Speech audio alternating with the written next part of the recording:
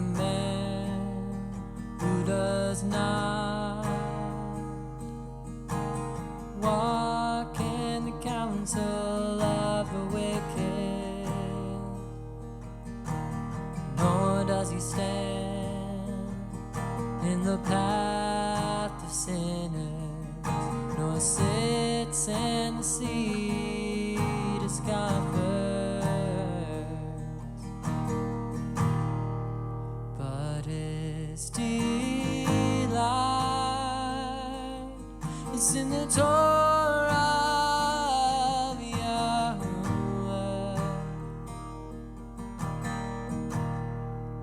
but his delight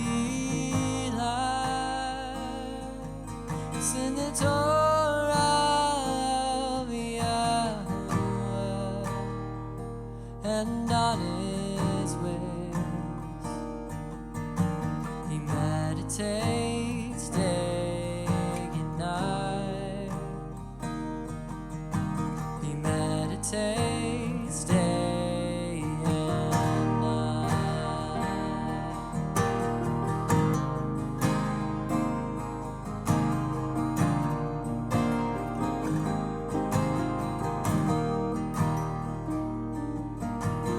He'll be like a tree firmly planted by streams of living water,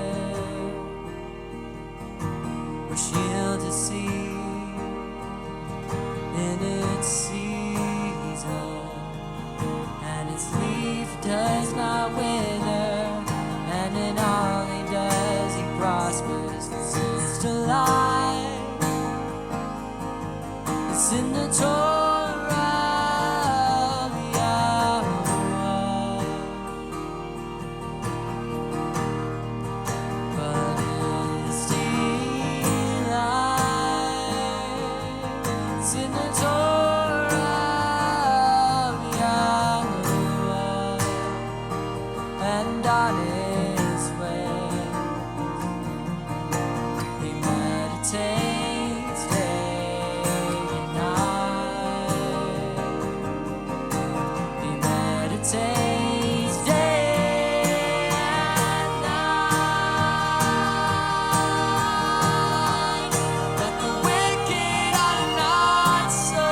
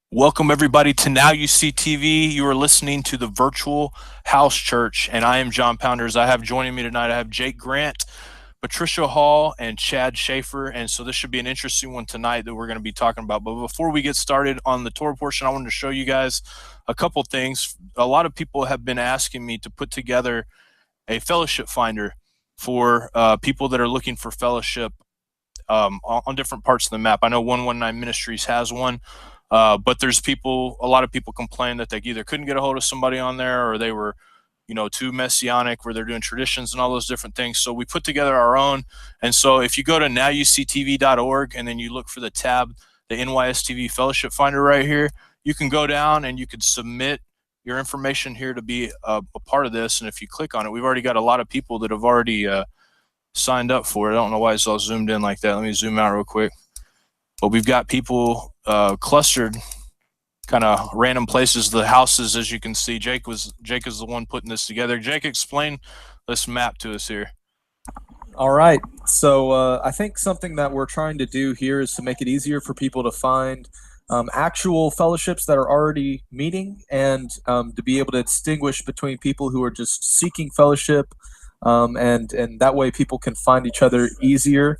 The little red houses represent people who are already meeting, and or have some form of fellowship already, and any blue dots are people who are looking for fellowship. So if you fall on this map next to another blue dot, reach out to them, and once you guys start a fellowship, if you do, you can resubmit, and we'll add a little red house to where you guys are meeting. And of course, any fellowships that we've been able to go and verify, like we've got to visit, and we know it's an actual good group, and we can vouch for them, we put the little green check mark. So there's a couple people we got to visit out in Colorado, and of course our local fellowships here that we attend, we've got on there as well. So guys, get on there, look for fellowship. It's going to be awesome to be able to check in there and see if you have somebody nearby who's looking to get together.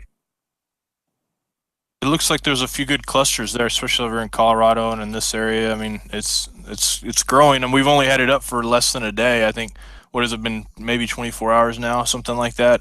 So it's already growing pretty quickly. And another thing, if this is your first time coming to listen to Virtual House Church, or you'd like to learn how to get connected, you can go to nowuctv.org and click on the Virtual House Church link, and you can watch the video here, and you can join our chat if you like it in big screen. You can click on it like that, so you can connect with everybody here. And this is our Now You See TV family chat. Almost everybody in here knows each other. We did also, I wanted to bring this up. Somebody informed me that Jim Smith, that is in the chat often, he passed away just yesterday, I believe, or today. And so for those of you that knew him, definitely need to be in prayer for his family. So with that, I am going to hand it over to the other people in this conversation. I think Patricia is actually going to, if I can figure out how to get out of here, Patricia is going to read the Torah portion for us tonight, and we're going to be discussing it just like we did last week. Just, and if you guys have anything that you want to bring forward that you might see in this Torah portion, put it in the chat, like the chat I just showed you guys, or YouTube. If we have a moderator over there that can pass questions, they will. If not, just join our fellowship chat. If you're on a desktop, it's very easy to join. It doesn't take a lot of time at all, and you can submit questions or comments right there. And anyways, without going any further into that, what's up, guys? Welcome, panel, to the show. Chad, Patricia, and Jake, how are you guys doing? Shalom. What's going on? Shalom, everyone. It's so good to be on Now You See TV's Virtual House Church. Just so excited. Yes, it is. Good to be here. Feels good. Feels good. Feels good. Feels good. All right, guys. Well, let's dive into the portion and do a little bit of reading. And I guess we're starting in Genesis 47:28. Patricia, if you would want to go ahead and jump in and start reading that for us, and we can read through the portion all together. I will. If I could make a request that we pray first. Would one of you all like to lead us in prayer, please? Hey, I'll do it. Let's go. Father, we just thank you so much as we've gathered together as a body from all over the world today to look into your word and to study out what it is you've laid before us and put on our hearts and minds this week. We just pray that anyone and everyone who should hear this broadcast and join with us either tonight or throughout the week, that they just be blessed and enriched, and their hearts and minds grown in the Messiah as they read through these words with us and contemplate them. And we just pray that you'll watch over us tonight and be with us and let us all have a good time in your presence, Father. We just thank you in Yeshua's name. Amen. Amen. Thank you so much. All right, I'm going to screen share. And where I'm going to be working from is if you go to virtualhousechurch.com, Rob Skiba back in 2012 developed Virtual House Church, and you can go to the virtualhousechurch.com. Oh, I'm sorry, I have a pop-up that will, all right, sorry about that. Go to virtualhousechurch.com. And you scroll down to Genesis week 12. That's where we're going to be working from. And if you go over to it has a listing of the Torah portions, the prophets, and the New Testament readings. So I'm going to go over and start the reading at Genesis chapter 47. I'm going to be reading from the World English Bible. I really enjoy this translation. And on Virtual House Church, I know Rob Skiba has the Virtual House Church workbooks. And there is a King James version and a World English Bible version. So I have found that I really enjoy this. So we'll begin at Genesis 47, verse 28. Jacob lived in the land of Egypt 17 years. So the days of Jacob, the years of his life, were 147 years.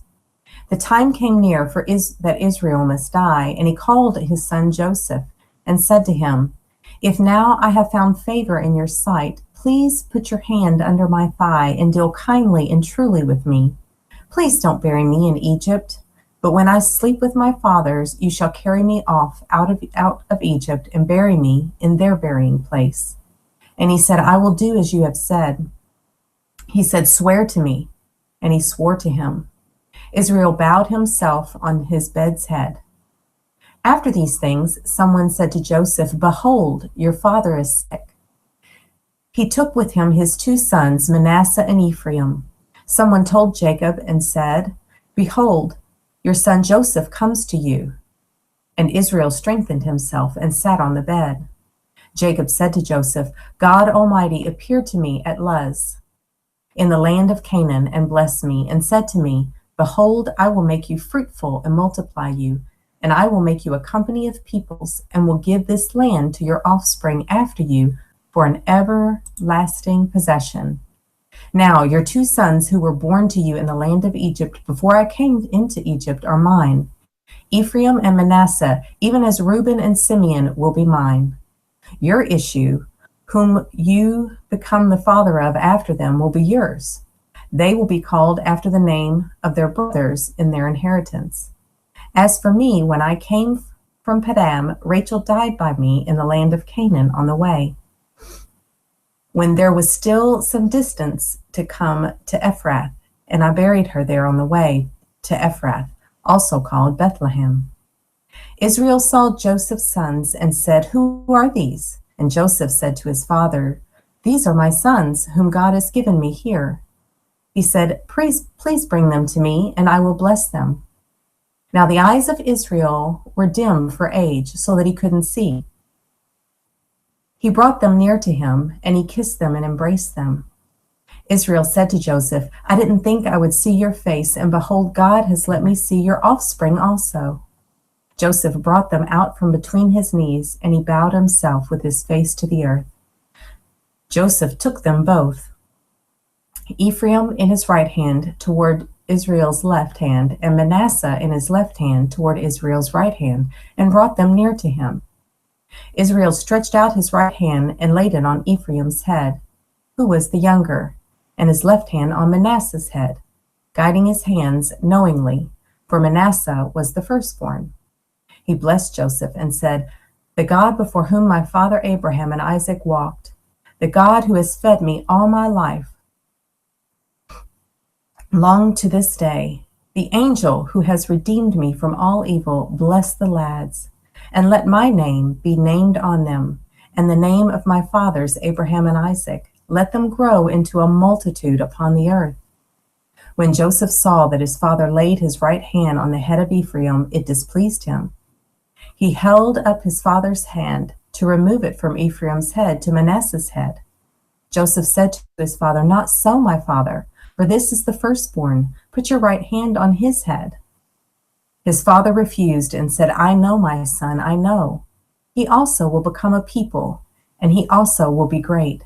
However, his younger brother will be greater than he, and his offspring will become a multitude of nations." He blessed them that day, saying, "In you will Israel bless," saying, "God make you as Ephraim and as Manasseh." He set Ephraim before Manasseh.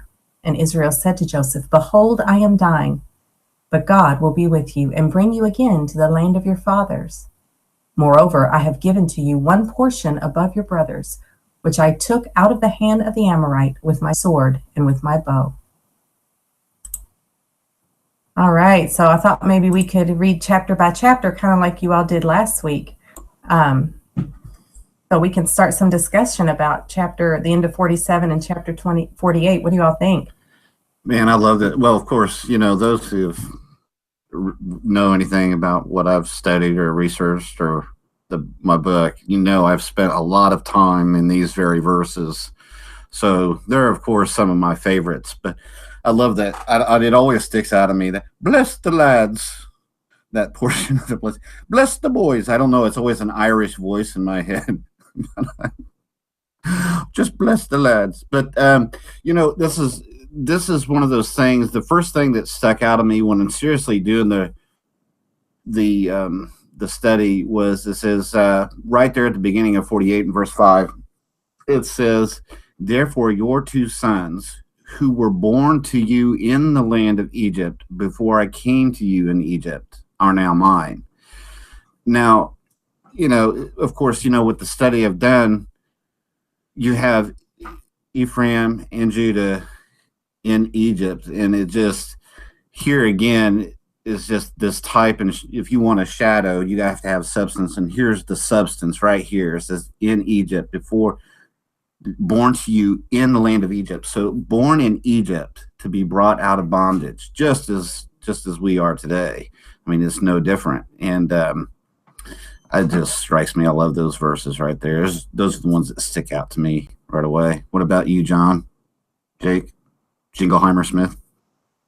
I'm sorry. Oh, there we go. No, there we go. I thought I was unmuted. Yeah, that's an interesting part. And one thing that stood out to me was the blessing that he took out of the hand of the Amorite. I don't know. Let me go back to that verse. But somebody had said something about it in the chat too.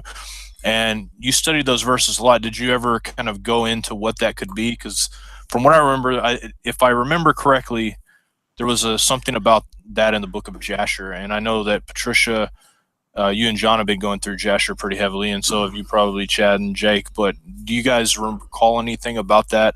Any other books or extra biblical books? Because I can't, when I read that, it's just when you read that, it struck me as like, what is this? Like, I can't remember what the wording he used, but he said something like, "I've not doubled your inheritance, but I've increased your inheritance over your brothers by giving this to you." Yeah, he's got an extra portion. So each one normally it would have been split into 12 evenly, 12 even portions. But he gave him his portion and another portion which he took from the Amorites, or in the land of the Hittites, when he conquered. So he got a double portion, a double blessing above his brothers. And when you look at those blessings, it's like, that's a blessing. You're going to be with some of these on here. This is a blessing. So the blessing he took is that that he basically took their blessing and gave it to his son. Is that what you're saying? He killed them, and that's correct. He had that which they had that which was divided. They were told that the land should be divided among them. That was given by Moses, that he assigned their portions where they would be. But in their conquering, there was another portion apparently that was taken by him, laid claim by him, that was taken during conquering. He gave that in addition to whatever was assigned. So he received a double portion and expansion. And it's north. If you look where Ephraim, it ended up with Ephraim, it's the right just above the northern portion where Jerusalem is, north and northeast. It's all that land right there. So it's pretty good size chunk of land right there. It's a lot of it's not occupied by Israel right now, actually, though. So I have a question just for clarification. It reads, that verse you were looking for, it's 48:22. Moreover, I have given to you one portion above your brothers, which I took out of the hand of the Amorite with my sword and with my bow. So this would not be, are you saying this is not the double portion of the firstborn?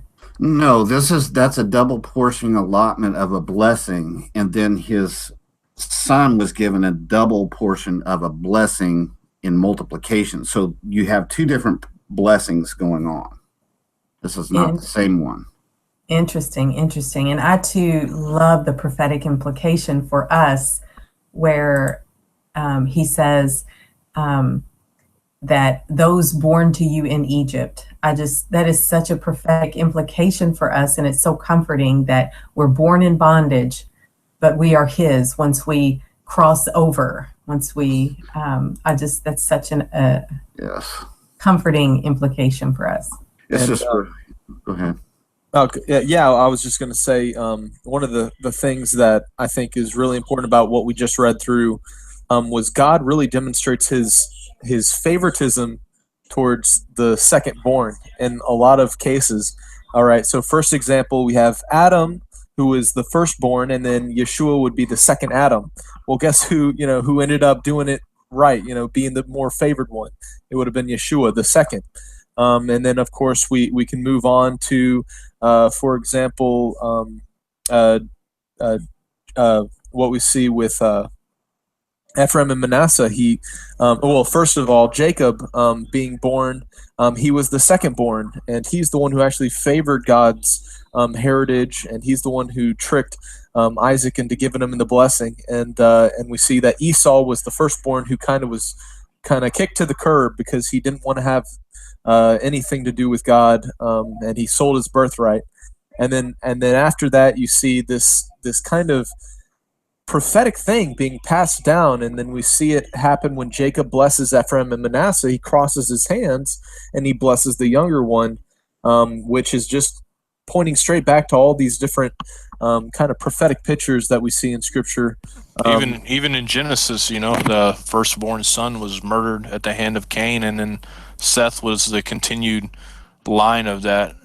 So pretty crazy. Yeah, it's numerous examples of how it's always there's a case where the firstborn skipped over and the second is favored or chosen. And from the chat, Paul says, and this is in reference to what you said earlier about Jacob taking over a part of the land. He says, the problem I'm having with that verse about the Amorite is I don't recall anything about Jacob fighting anywhere. What would you say to that, Chad? Well, I would have to go back and look, but I mean, he's definitely included in the sons who went out. So I don't know. It may not it may be just one of those things that we assume that everybody knows. Right. Okay. So yeah, and this is it's starting to get interesting here. It's going to be talking about the blessings each individual. Paul's a pretty sharp guy. I'm sure he's looked it up. He and I are friends, talk all the time, so he's probably looking into it right now. Paul, get back to me, brother. But yeah, so the next part of this is really interesting too, because we've got all the different blessings given to each tribe, and some of them don't seem like great blessings necessarily, or great like predictions of themselves or maybe their lineage. But like one of them, I think Benjamin's given the blessing of a ravenous wolf or something that devours his prey, I think, and all that. But if you want to continue, unless you guys have anything else to say about this, I'm trying to look through the chat here and see if there's anything else that I missed. I mean, I've been going back and forth and people have been private messaging me and all that stuff, but And I like what you said, Chad, about being born in Egypt, and you're linked Egypt to basically the Roman dominion and all that in the entire world. And The succession of conquerors going west through going back 2,000 years. There's a clear lineage, and there's always been a clear understanding. We understand this as a biblical prerogative or directive that if you conquer the land is yours. Israel conquered the land from, conquered all the Canaanites and Anakites, not all of them, but most of them. And well, because most people don't realize too that like the Hebrew language and all that's a Canaanite. It's from the Canaanite culture. I mean, really, it is. Yeah, I think it's all related. I think they were very similar. It's probably just dialects, if anything different in the language to begin with. There's argumentation on both sides whether Phoenician or Hebrew was first as far as the pronunciation, but yeah, they conquered it. So they inherited the land. They inherit also the title of that land. Anybody who successively then conquers after, and it's always been this way through history. I mean, it's not even argued that if you conquer the land, you also inherit the title. Augustus, who was named the first emperor at the conquering of Egypt, is when that occurred. He was declared the first emperor. Titus was who followed. A lot of people don't realize this. He was Caesar for like just a very short period of time, 2 years, 2 or 3 years. Was proclaimed Caesar while he was in Egypt.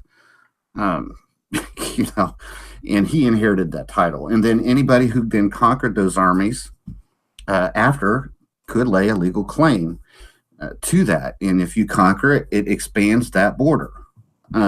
It's now a part of the land of the conquered territory.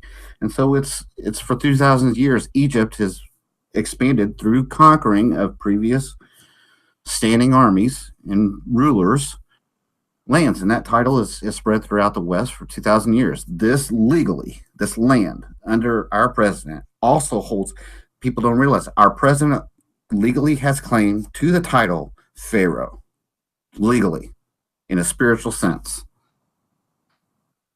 Which is when you remember Barack Obama doing all that stuff. Remember that famous line, he says, he kind of looks like me. And he kind of had that smirk. There's a reason for that, he kind of looks like me. I mean, it's an inside, I'm sure it's one of those inside things, you guys remember that show, that movie with Nicolas Cage, what was that called? Where he's after the secret book of where all the presidents have all written notes and stuff down. National Treasure. That's right. National Treasure, right? Well, there's some truth probably in that. They probably have all been told, hey, this is what you got.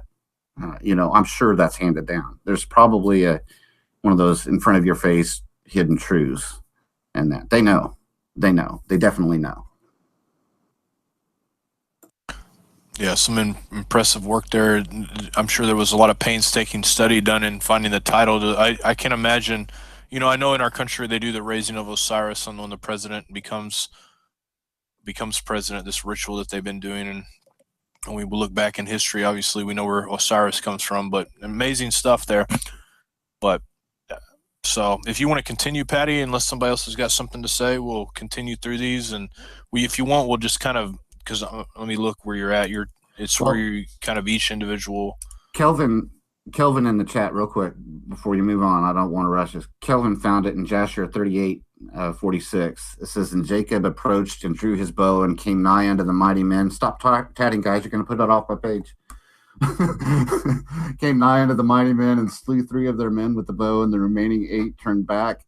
And behold, the war waged against them in front and rear, and they were greatly afraid of their lives and could not stand before the sons of Jacob, and they fled from before them. That's Jasher 38:46. So there's the possible history there that we're talking about. Very cool. I was going to bring that up as well. As you all were talking, I was looking that up. So I'm glad that the people in our family in the fellowship is on it. So excellent. Well, I will screen share again, and we will move on to Genesis 48. After these things, someone said to Joseph, behold, oh, wait a minute, I already did that. We're starting in 49. Sorry. Jacob called to his sons and said, gather yourselves together that I may tell you that which will happen to you in the days to come. Assemble yourselves and hear, you sons of Jacob. Listen to Israel, your father. Reuben, you are my firstborn, my might, and the beginning of my strength, and excelling in power. Boiling over like water, you shall not excel, because you went up to your father's bed, then defiled it. He went up to my couch. Simeon and Levi are brothers. Their swords are weapons of violence. My soul, don't come into their council. My glory, don't be united to their assembly. For in their anger they killed men. In their self-will, they hamstrung cattle. Cursed be their anger, for it was fierce, and their wrath, for it was cruel. I will divide them in Jacob and scatter them in Israel. Judah, your brothers will praise you. Your hand will be on the neck of your enemies. Your father's sons will bow down before you. Judah is a lion's cub. For the prey, my son, you have gone up. You stooped down. You crouched as a lion, as a lioness. Who will rouse him up? The scepter will not depart from Judah, nor the ruler's staff from between his feet, until he comes to whom it belongs. To whom will the obedience of the peoples be? To him will the obedience of the peoples be. Binding his foal to the vine, his donkey's colt to the choice vine. He has washed his garments in wine, his robes in the blood of grapes. His eyes will be red with wine, his teeth white with milk. Zebulun will dwell at the haven of the sea. He will be for a haven of ships. His border will be on Sidon. Issachar is a strong donkey lying down between the saddlebags. He saw a resting place, that it was good, the land, that it was pleasant. The bows of his shoulder to the burden, and becomes a servant, doing forced labor. Dan will judge his people, as one of the tribes of Israel. Dan will be a serpent on the trail, an adder in the path, that bites the horse's heels, so that his rider falls backward. I have waited for your salvation, Yahweh. A troop will press on Gad. Do you guys want to, this thought just came to me. Do you want to go and have discussions after each one of these, or do you just want me to read the entire thing and then we'll go back? Because this is so full of rich prophecy. Yeah, I mean, you could spend a ton of time. You just read it through. We can always go back to those ones that, yeah. Okay, all right. A troop will press on Gad, but he will press on their heel. Asher's food will be rich. He will produce royal dainties. Naphtali is a doe set free, who bears beautiful fawns. Joseph is a fruitful vine by a spring. His branches run over the wall. The archers have severely grieved him, shot at him, and persecute him. But his bow remained strong. The arms of his hands were made strong by the hands of the mighty one of Jacob. From there is the shepherd, the stone of Israel. Even by the God of your father, who will help you, by the Almighty who will bless you, with blessings of heaven above, blessings of the deep that lies below, blessings of the breasts and blessings of the womb. The blessings of your father have prevailed above the blessings of your ancestors. Above the boundaries of the ancient hills, they will be on the head of Joseph, on the crown of the head of him who is separated from his brothers. Benjamin is a ravenous wolf. In the morning he will devour the prey. At evening he will divide the plunder. All of these are the 12 tribes of Israel, and this is what their father spoke to them and blessed them. He blessed everyone according to his blessing. He instructed them and said to them, I will be gathered to my people. Bury me with my fathers in the cave that is in the field of Ephron the Hittite, in the cave that is in the field of Machpelah, which is before Mamre, in the land of Canaan, which Abraham bought with the field from Ephron the Hittite as a burial place. There they buried Abraham and Sarah his wife. There they buried Isaac and Rebekah his wife, and there I buried Leah. The field and the cave that is therein, which was purchased from the children of Heth. When Jacob finished charging his sons, he gathered up his feet into the bed and yielded up the spirit, and was gathered to his people.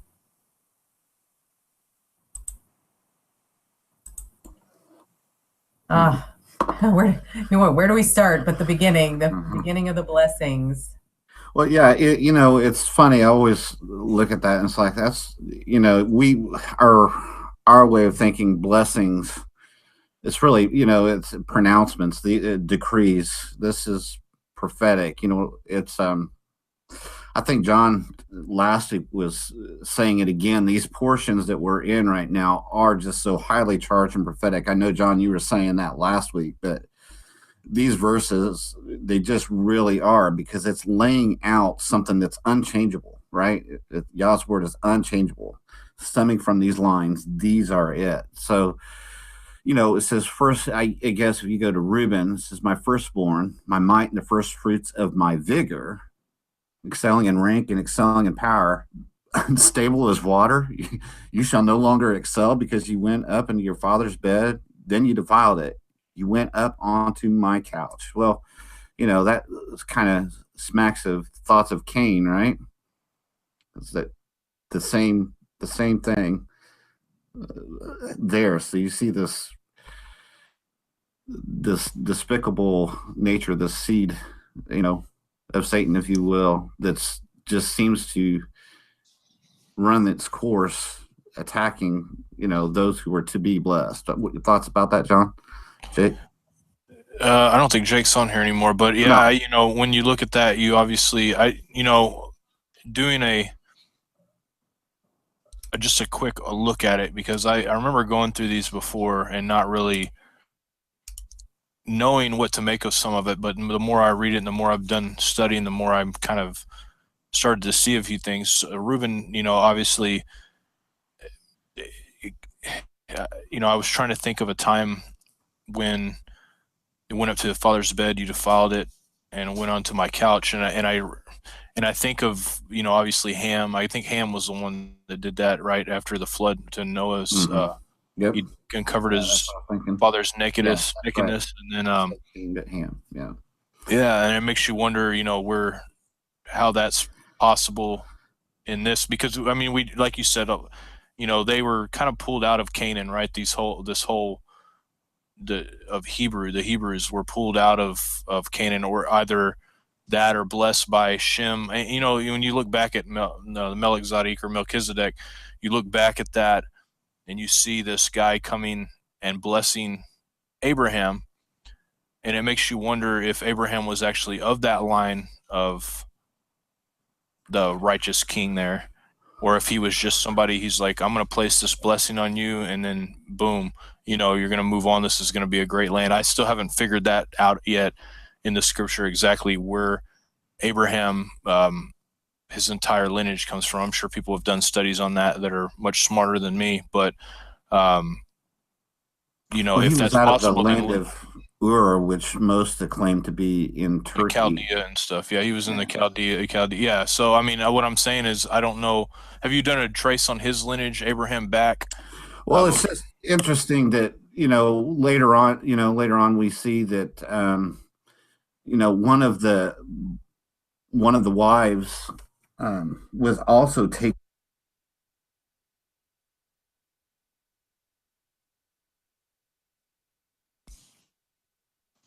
Are you guys still there? I don't know if I lost. If you're am I cutting out, or are you cutting out, Chad? I can't tell. Oh, I think he's cutting out. You there, Chad? Cutting out, Chad. We lost you. Oh, can you see me now? I can see you now. Yep. Oh, sorry. What did you hear? I didn't hear anything. Did you hear Uh, anything? I did just kind of cut out right when you started talking. Interesting. I was just saying. I remember that it seems like Yahweh's always robbing Babylon of people. You think of one of the children's, Israel, one of his,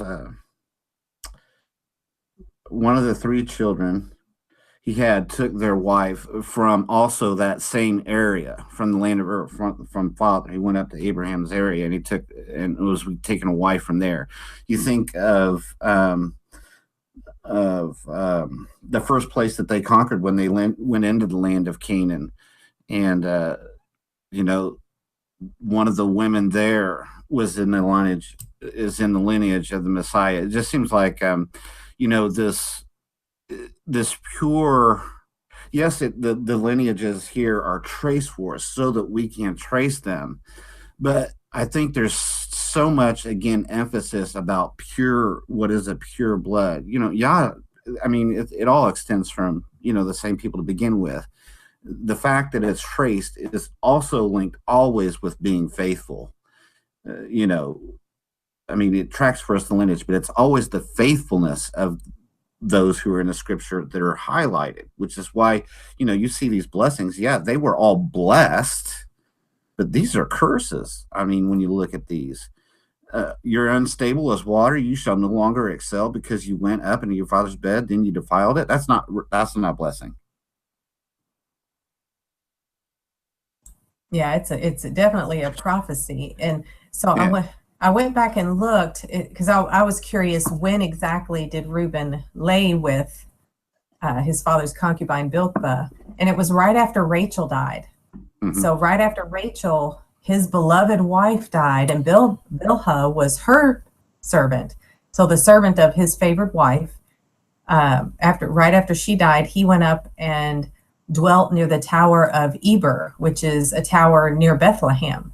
Well, I And was just that's getting ready when to say Reuben. that's where Rebecca was buried. That's where she died on the way down. Yeah. That's where Rachel was buried. And so right there is where Reuben went up with Bilhah. Interesting. So I'm sure that there's a lot of, not just the fact that he would lay with his concubine, but also the timing and the Yeah. place. So it's And the time, the place. defiled their house and all. That's cool. I'm glad you brought that up because I had not even thought of that. So I don't know why. I was just like, when and where did this happen?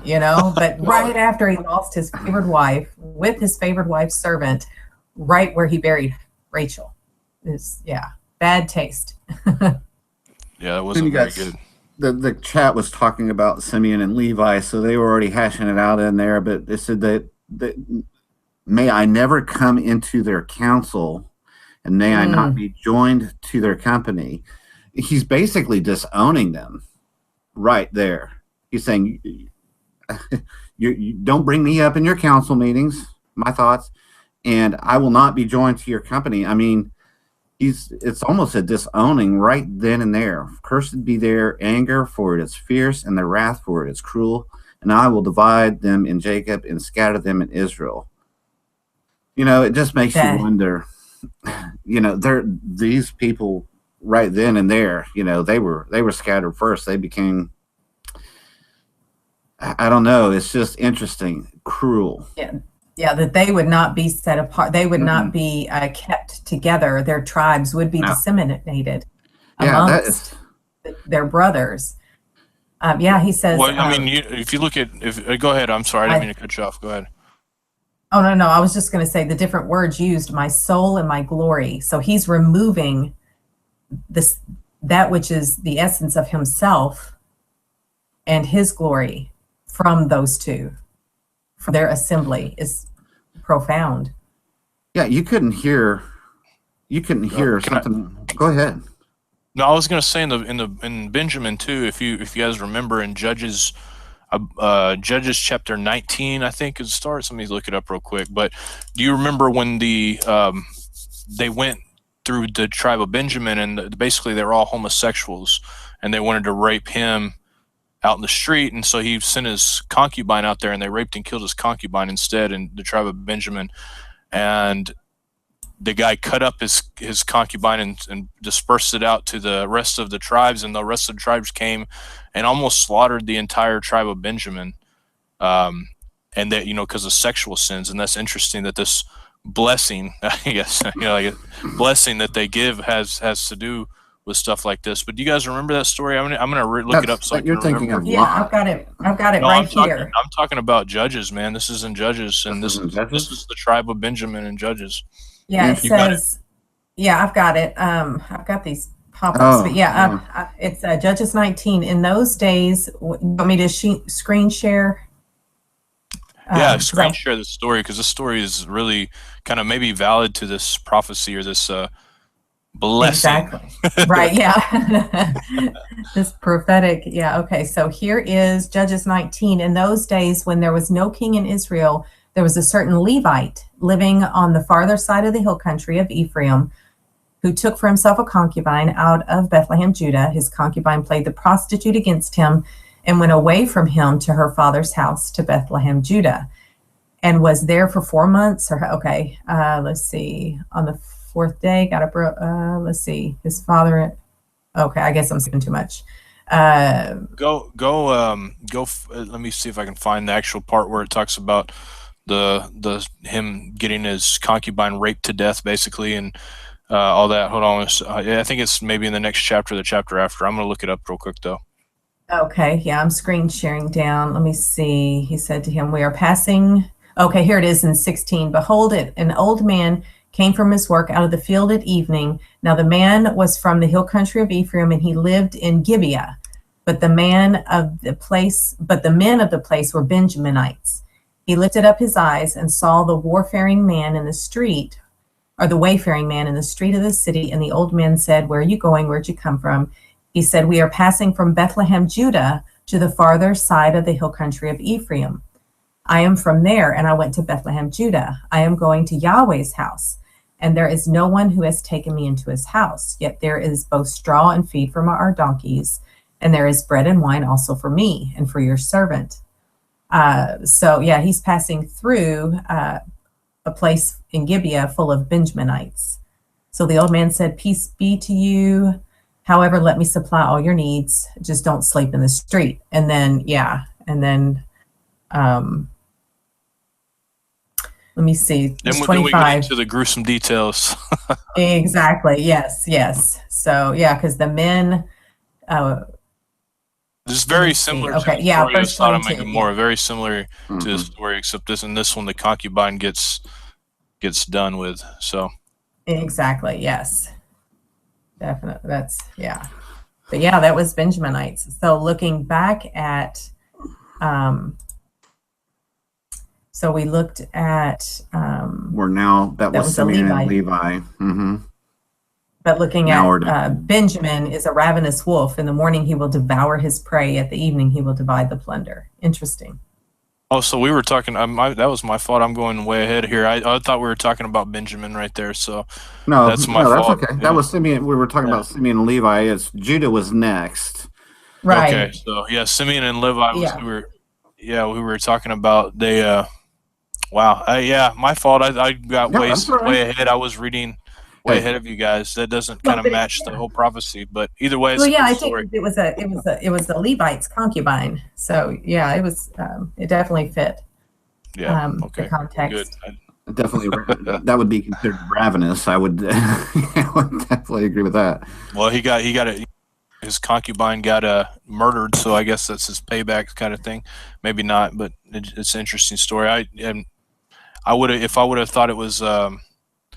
Let me go back to that verse real quick just to see. You said now we have, because we have a ton of different ones to go to, but Reuben was the first one that we were talking about there, right? And so right, Reuben, and then Simeon and Levi. Okay, I'm ahead here. My fault. You guys go ahead. I'm out of it tonight. It seems like I should have prepared a little bit for this. Like usually when we have Zach and Darren on, they're like they've already like got every little note that they have on. But you guys are keeping me on my toes. I'm glad, because I would have kept on going down this other path here. So. Well, it's also interconnected. I mean, you know what I mean? It's indicative of a family, a tribe. Right. Well, you see it was mentioned in Ephraim too. So I mean, that's kind of just a prelude to Ephraim's own, scattering. This is all taking place in the northern lands where all this trouble's occurring. All these guys that were in the north were in trouble from the beginning. Right. Yeah, and it's interesting how the prophecy for Judah and the prophecy for Joseph are two of the longest ones. Mm-hmm. With Judah being next. Right. Do you want to tackle that, Chad? Yeah, start with that one? I love this one, especially verse 10 there is particularly interesting. But it says, "Judah, your brother shall praise you. Your brother shall praise you." I mean, you see hints of Joseph's own blessing, being passed down into Judah here. It says, "Your hand shall be on the neck of your enemies, your father's sons." Your father's sons, your brothers. Why don't just say your brothers? I don't know. Your brothers shall bow down before you. Judah is a lion's whelp from the prey. My son, you have gone up. He crouches down. He stretches out like a lion, like a lioness. Who dares to rouse him up? But this verse here: the scepter shall not depart from Judah, nor the ruler's staff from between his feet, until tribute comes to him, and the obedience of the people is his.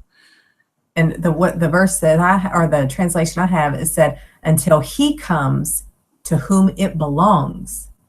The World English Bible, I love that translation. So nor the ruler's staff are between his feet until he comes to whom it belongs. Yeah. To him will the obedience of the people. Well, yeah, I mean, that's kind of like hindsight 2020, right? But it's talking about the Messiah. Yeshua, yes, of course. But it shall not depart until he comes into his inheritance. It's just so highly charged. But those verses in particular always speak to a remnant out of Judah and why Judah is still there today. I believe this blessing still exactly holding it's not gonna pass. Well, I mean, if you look at the tribe of Judah, the Jews, for instance, there's so many of the most wealthy people in the world are Jews. I mean, there's no getting around that idea. They're very wealthy, and they control a large portion of the world's money, if not all of it. And so you see this blessing being, they're definitely taking this blessing and running with it. It seems like in the world we live in today, anyway. And I know to a lot of people that would sound anti-Semitic or whatever, but it's true. If you look at I think it was Jim Staley when he did the Passion for or the Identity Crisis video, where the smallest portion, I think it's like 1% of the world population of the world is Jewish or something along those lines. I can't remember the exact stats, but they're like the top, like the most wealthy people in the world, and just the blessing that gets passed on to that particular tribe is pretty. Well, this is a good. This is one of those good things that you can kind of camp here. Always talk. One of the common things you hear from baby believers is these people. This person is so wicked. How is it that they can get away with this or have so much? It's the decree, once it goes forward, cannot be rescinded. The scripture says the gifts and the callings of God are without repentance, specifically speaking about the elect. Speaking of Israel, the gifts and the calling of God are without repentance. They can't be undone.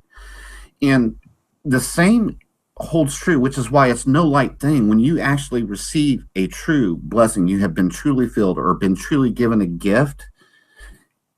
Once it's yours, it's yours. But that doesn't mean that gift can't later be used by a person who falls away and becomes corrupt. The blessing that they've given isn't taken away just because they're later become corrupt.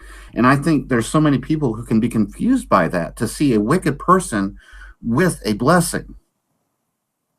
And it's because of the spiritual laws that are in place. So you always have to look at the fruit, not just what they say, not what they have or you have to look at the whole package. If you see somebody has appearances, you got to look for both. They have to have the works and faith. They have to have them both. They can't just be healer. The healing is where it often seems to crop up with the gift of healing. I know, John, you were talking about that here this last couple of weeks, the gift of healing. You can see people who are being healed. They clearly have been given a gift, but you listen to them talk and you're like, where in the world are they reading that in this scripture? I don't see that. There's so many who start off well, they start off powerful, strong, and then they become corrupt by that blessing. They so get comfortable in operating. They forget where they come from, but the gift doesn't go away, and it can confuse some, and it can cause harm to others who are ignorant.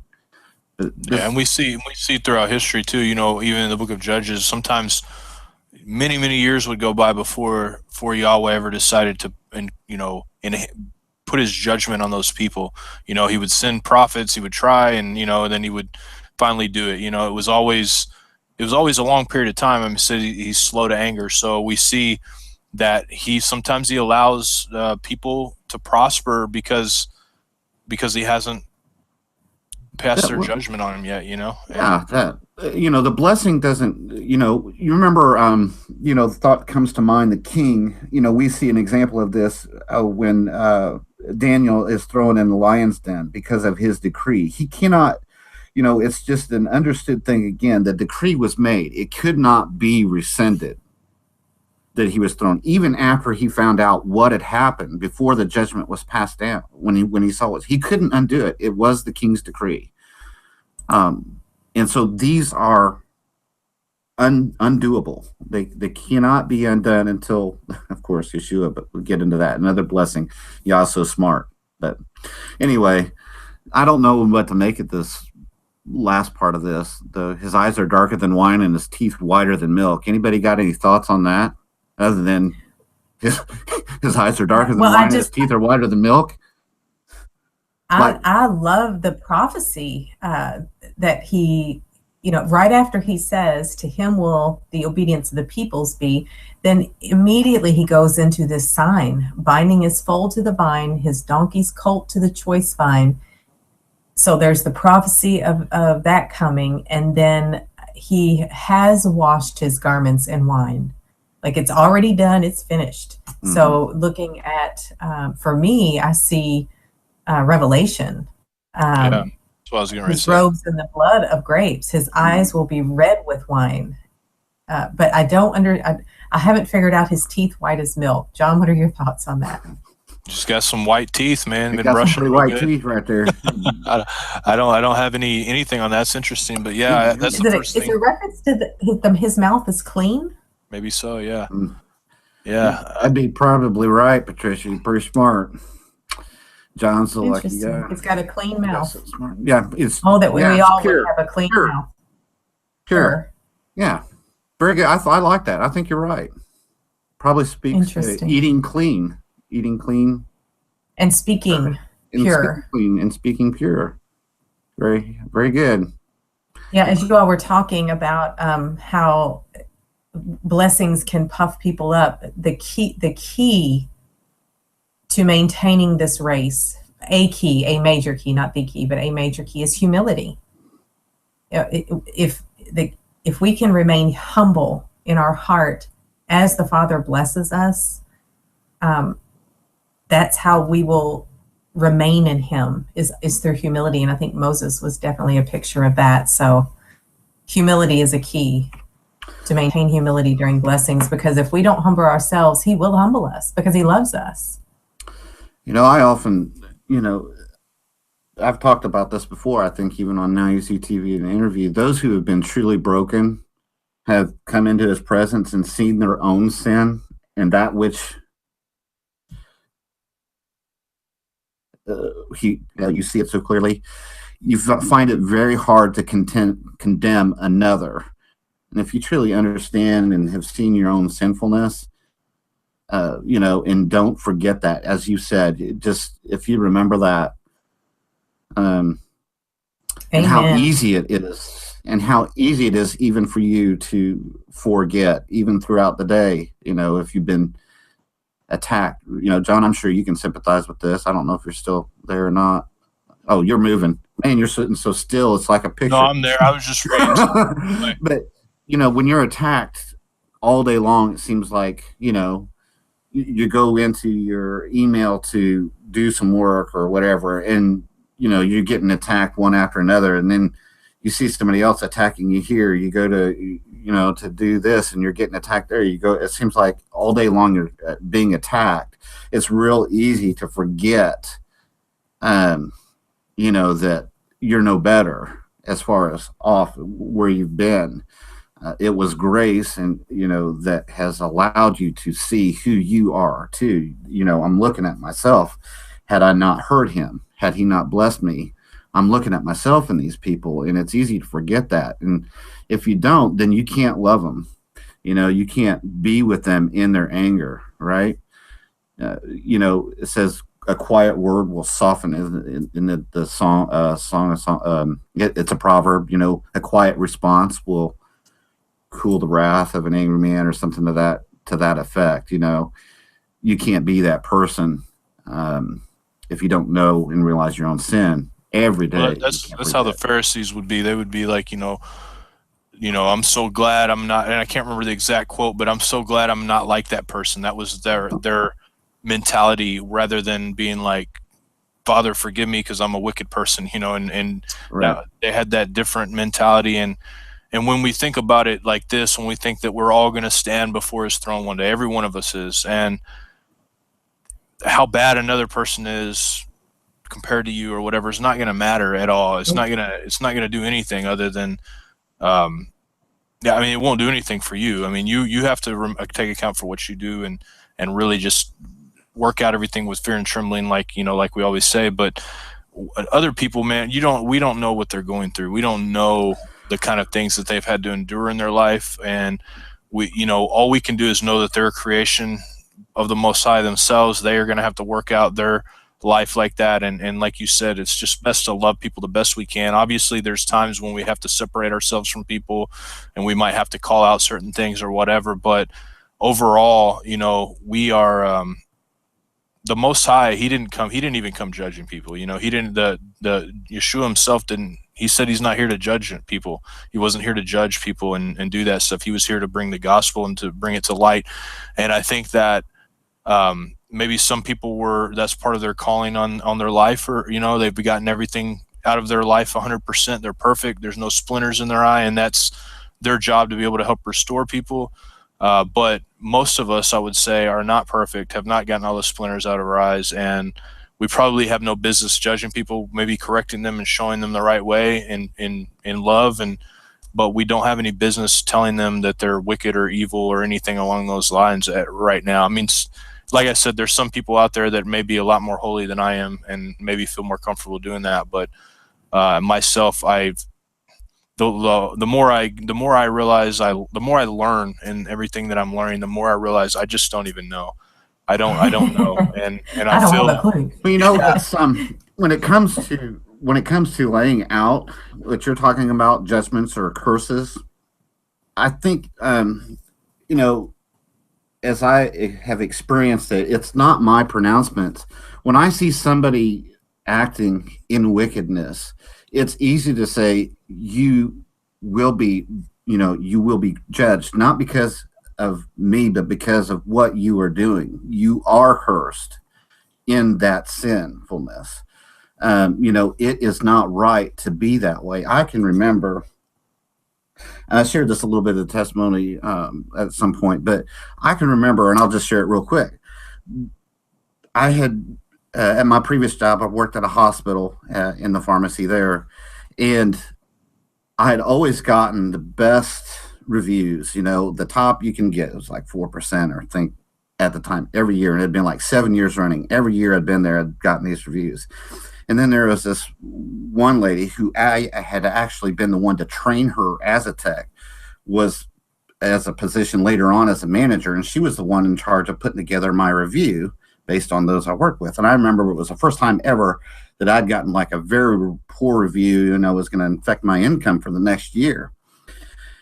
And, but it was all based on a lie of somebody else that I worked with. The stuff that had been brought up as being a detriment to why I didn't get the full. And I can remember this was a time that had, I was just very strong in the spirit at this time. There were a lot of, like you, John, there was a lot of things, there were healings going on, seeing people I knew being healed of cancer through prayer, at least two that I knew of from church. And it was just a very powerful, I remember being very much guarded in my eyes, in my mouth, in my actions from start to finish in that day, because there were so many stressors. I had to be on guard continually in an environment with so many people and so many stressors. I had to be, it's easier in my office today. I'm here alone all night long. I just got the people online. I can walk away from them anytime. But when you're around people, it seems a little bit difficult. And I remember walking day in and day out, same as I always had. And I had this bad report. And I told him right there, I said, this is a lie. And this is why. I'm getting to my point. I know it's long-winded. I said, this is not true. This is a lie. This is the fact, And I said, you guys understand you will not be blessed in passing this upon me, which is a lie. You will not be blessed because of this. Then, they thinking, that's Chad's typical crazy talk. I said, things are not going to go well for you is basically what I said. I wasn't cursing them, and I wasn't saying I was going to do something. I was saying they were doing something, and it was not right because I knew in my heart it wasn't. It was within. Of course, I was a little upset about it, but I gave it to the Father. I said, Father, it's in your hands, your righteousness. It's your judgments about false dealings. You will deal with them. It wasn't 2 weeks later that the two who were over me, this gal and the other lady who was the manager who's over the pharmacy who were both there, the one who had written me up had suffered an accident. She could not remember the whole week and lost a lot of her memory within a week of this dealing. The manager above it, 2 weeks after that, was diagnosed with breast cancer and ended up missing whole bunches of work. Now, was that a direct result of this? I don't know. Did maybe judgment allowed to come because they continued in wrongness? Perhaps. I think there's something that might be there. But let's look at this in the reverse way. What if I had, in an anger, taken it in my own hands to rebuke them and go out all angry at them, and then this happened to them? What would that do to me? What would that make me? Here are these people suffering, just adding to the torment, and also in the right. It just, all I am saying is, if you live and walk in this way long enough, you will see God's judgments come upon those who are your enemies. You will see it. And if you walk in righteousness, it allows him to judge them in righteousness. It allows him to be that condemnation there, because there's an example, right? They can't say, I did not know, I did not see, I did not hear. They cannot say that. That's removed. And so judgment can fall at that time, which is why judgment can fall when the more we see the body of Ephraim, which is what we're talking about, these Ephraim and Judah, as more people come into observing Yah's ways as he intended, walking in righteousness, it allows for judgment to fall, because there's people there who are examples for the world. The more people come, the more examples there are of people walking in his ways. Then judgment can begin to fall, because nobody can say they don't know, because there's people there walking it out in front of them. So yeah, in Romans 12 kind of backs you up. It says, Romans 12:19, it says, again, my loved ones, do not seek revenge. Instead, allow God's wrath to make sure justice is served. And like you, I've seen it many times. And obviously, sometimes it's not what you wanted. Sometimes God's wrath is way worse than anything you would have ever even thought of accomplishing on that. And that's why it's important to bless people sometimes. You know what I mean? Like with your situation, of course, there's that aspect where it's like, that they've messed you up, they've done everything they can, and people don't realize the kind of power our words have. They don't realize the kind of the Bible says life and death are in the power of the tongue. Yep. And those that love it eat the fruit thereof, and it's true. And so we have to be careful what we say. what we do, because especially a sinner that you're trying to judge. I know this is kind of tying into what you're saying, but somebody that's a sinner, and if they didn't wrong you and you curse them like that, you don't realize what kind of power your tongue has, and you really could be doing something really detrimental for that person by doing that to them. And I know that this we got to is be a very controversial topic with the life and death and the power of the tongue, but I believe it, and I feel like I've seen it so many times. Just the power of the tongue. We don't realize that we are sons of God, and we're going to be called sons of God, and He's given the Spirit, and He's given us all a certain amount of power, and for us to use our tongue in a way that's not correct can. I mean, it's just It not needs to good. be life-giving. We need It really to does. speak life and even bless those who persecute us, that we don't repay evil with evil, but evil with good. And when we do that, and to bless is also to speak the truth in love with grace and humility. And so I think that's so important, because it's our witness, our testimony, and the only one person who can ruin that is us. So the only one who can ruin my testimony is me. And so I think it's important. So it's up to us to lose. So. Exactly. To be full of grace, to have that gift of grace. And an observation that I've made is those who have been forgiven much seem to be those who can give grace most freely. So those of us who have really screwed up and been forgiven of so much, and fully see our sin in the light of a holy God, and fully receive the redemption from the Savior, it's easy to give grace when you've been given it in abundance. So Amen. All right. Now this next one is interesting. Zebulon. Okay, so there is a lot that could be gone into here. I know these are a short verse here, but shall settle at the shore of the sea. He shall be a haven for ships, and his border shall be at Sidon, which is also Kidon, or known as Sidonia. This is Tyre. This is that northwestern portion located next to the sea in the Mediterranean, right off there. And this is where that it's always mentioned and associated with Babylon. A lot of people believe that all the stuff that came out of Babylon originated from this portion. King Sidon was like one of the first kings of Assyria, of that Akkadian Empire there. After I haven't really traced exactly who Nimrod is, but I have a feeling he was actually the god Marduk or Marduk in Babylon. But yeah, Sidon, he was like one of the first kings there of that whole Akkadian Empire in that area. So what is that area now where Sidon is, Chad?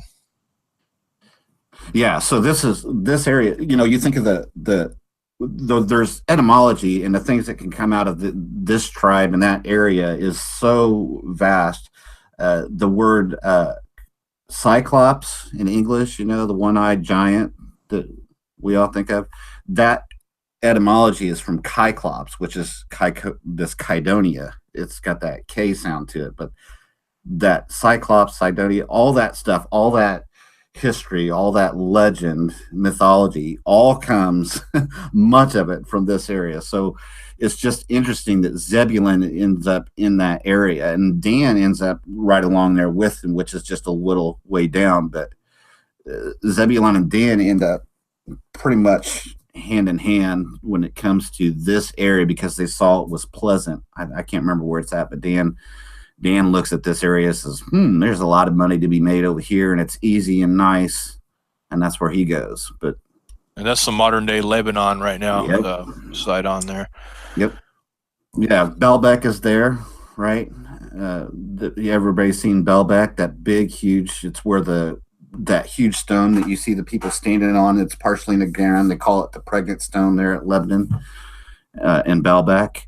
All that ancient knowledge going way back to the evil king, as Gary Wayne would say. Not the good king, but not the good. What's his name? Enoch. Enoch. Yeah, thanks. Not the good Enoch, but the bad Enoch. All that from that area. Very interesting. Very interesting. So the next one is Issachar. Issachar is a strong donkey lying down between saddlebags. He saw a resting place that was good, the land that it was pleasant. He bows his shoulder to the burden and becomes a servant doing forced labor. What are y'all's thoughts on Issachar? I think that I'm with Riverwind and also Dr. Pigeon, and thinking that Issachar is possibly the Cherokee Nation. And it talks about the land that they went to, but they've preserved the name Yahuwah in their language, and also there's Hebrew writing in their area, and that's kind of, the Cherokees would be kind of southern Tennessee, northern Alabama area, but there's a lot of language similarities. Issachar and Cherokee, they have some kind of language similarity there.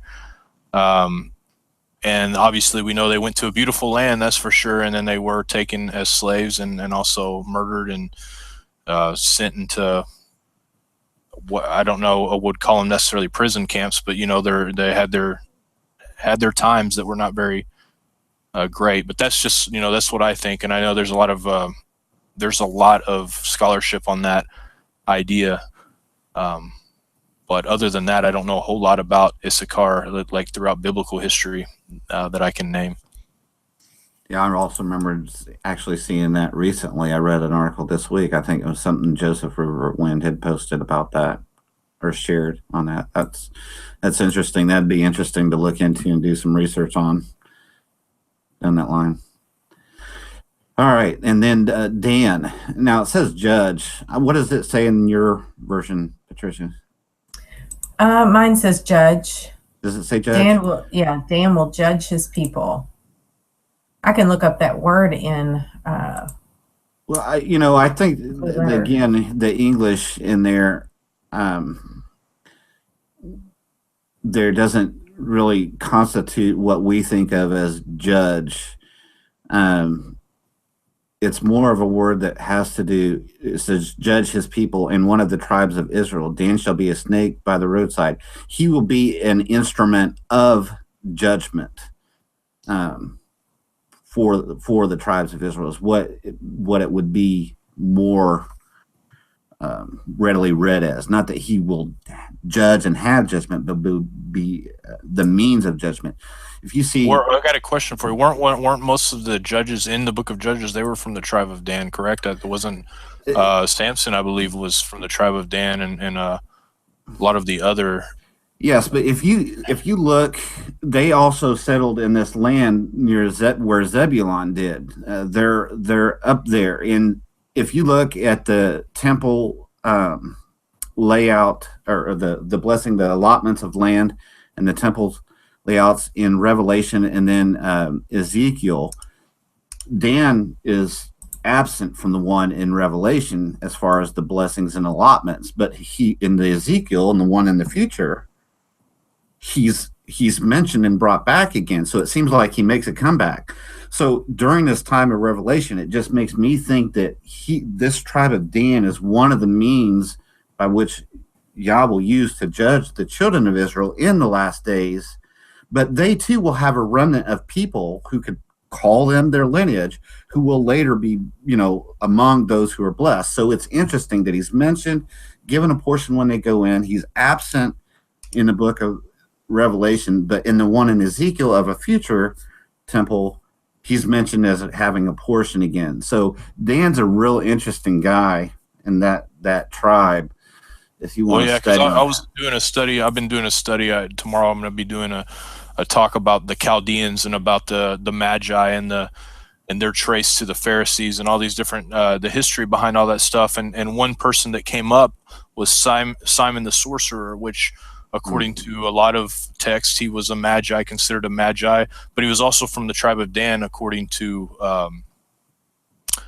let's see, I can't remember who pinned that. It was maybe Hippolytus, who was it that I don't have my notes in front of me. Let me see if I can pull them up real quick. But he was from the tribe of Dan, and he was, according to Irenaeus, Justin Martyr, Hippolytus, and Epiphanius, he was regarded as the source of all heresies that came out of that area, and was actually Herod's like right-hand man at one point. And Gnosticism, all that stuff kind of, came from, Well, they always not seem from to have, him, but, he would have been the high priest, right? He would have been a high priest. Herod would have been a high priest. Herod would have been the high priest, yeah. And even though he was an Edomite, not even Jewish nor Levite nor any of those 12 tribes, but he was the high priest at the time. Right. Well, I'm talking about the anti-priest, right? The high priest of their religion. That's what. Well, he was the high priest of the temple of Judah. He took it over, and him and actually the Pharisees and him combined together, and the Pharisees opened the gates for him. He went in, killed the entire Sanhedrin. You have a friend, man. I can't remember his name. I talked to him when I was in Denver. I guess he did his thesis on Second Temple period, and that's how he got his PhD. And I can't think of the guy's name, but he's friends with Doug Hamp, and I sat and talked to him for like an hour. Maybe, yeah. One of the most boring conversations that any outsider could listen in on, but it was a good conversation. We were talking about William Watson, maybe? Was it William Watson? Maybe. He has glasses, kind of a nerdy history guy, kind of like me, I guess. Yeah, I think that's William Watson. He's the one who did the, he has a book, you can find it, about, he's an interesting dude. Go listen to his talk he did out there in Denver. He's an interesting dude. Yeah, I think you're talking about William Watson. He's a good guy. He's easy to get along with, very lovable, very easy to talk to. He's got a lot of knowledge. Well, yeah, I can tell he probably hadn't talked to that many people that are really interested in the Second Temple history. And so when me and him started talking, he was really excited, and he was having a good conversation. So. Well, there's two things about Dan that I wanted to bring up. One is in 2 Kings, when you talk about the sin of Jeroboam. So, once after Solomon, because of his sin, that's when Israel was divided from, Judah and the northern 10 tribes. Well, then Jeroboam was given the 10 tribes, the 10 northern tribes. And of course, the sin of Jeroboam was just like the golden calf almost, because he was changing the seasons and the place of worship, and he didn't want people to go back down into Jerusalem to worship. And so in 2 Kings, it talks about all the kings after Jeroboam that committed, quote, the sin of Jeroboam. Mm-hmm. And because they set up the where was it? They set up the golden calf. I think is that what you're going to? They set up the golden calves at the northern and the southern tribes. Yeah, but they set it up in Dan. So in 29 of 2 Kings chapter 10, it says, however, Jehu didn't depart from the sins of Jeroboam, the son of Nebat, with which he made Israel to sin, the golden calves that were put up in Bethel and that were in Dan. So the northern and southern, it was set at the northern and southern edge to mark the borders. Again, exactly. It's Egypt again. You never find Egypt without the golden calves. Exactly. And Dan is excluded. When in Revelation, they name the 12,000 from each tribe, Dan is not included. He is not included. In the sealed, the tribes that have the sealed. So but they are included in when the Great Jerusalem comes down. Right. There is a gate of Dan, so they are restored. So it's interesting looking at just this short, 3-verse prophecy has so much, because the very last, Dan will judge his people as one of the tribes of Israel. He will be a serpent on the trail, an adder in the path that bites the horse's heels and causes the rider to fall backwards, which I think is interesting. Mm-hmm. But the last verse, I have waited for your Yeshua Yahweh. I have waited for your salvation Yahweh. So he is restored in the new Jerusalem that comes down. But so there's just so much chock full. Yeah, it's interesting. I know Stephen Pigeon said something like he thinks that Dan will be the last to be saved, because they're just because of their I guess I don't know I don't remember the reason he used it. And if I remember right, and I could be wrong, I know there's going to be people in the chat that can probably correct me on this, but I think that he had traced, or he, at least according to his studies, he believed that the tribe of Dan were possibly Scottish, maybe in nature, or Irish, maybe the Galatians or the Gauls or something along those lines. I could be, like I said, I could be wrong, and I hope somebody corrects me if they know better than I do on that. But he had an interesting take on that. I wish I could remember all of it, because it would be definitely a great addition to what we're talking about here. But Yeah, I think Paul Albert in the chat room is on the same line as you. He said that's the whole last to salvation thing Dr. Pigeon was talking about. Yes. That Paul's always on it, ain't he? Definitely. Yep. So it's just an amazing prophecy, because it's the only one that says, I have waited for your salvation. and Scotty says, whose horse are they talking about here, and which rider? That's a That was good question. that was one of my thoughts too, Scotty. Yeah. Which horse are we talking about here? What's so great about scripture is to do word searches on all of these. So if you go back and just do a word search of horse's heels or rider, and picking out those verses where they fall backwards, and just seeing the beautiful picture that the Father would paint, that would be a great study. Yeah, it would.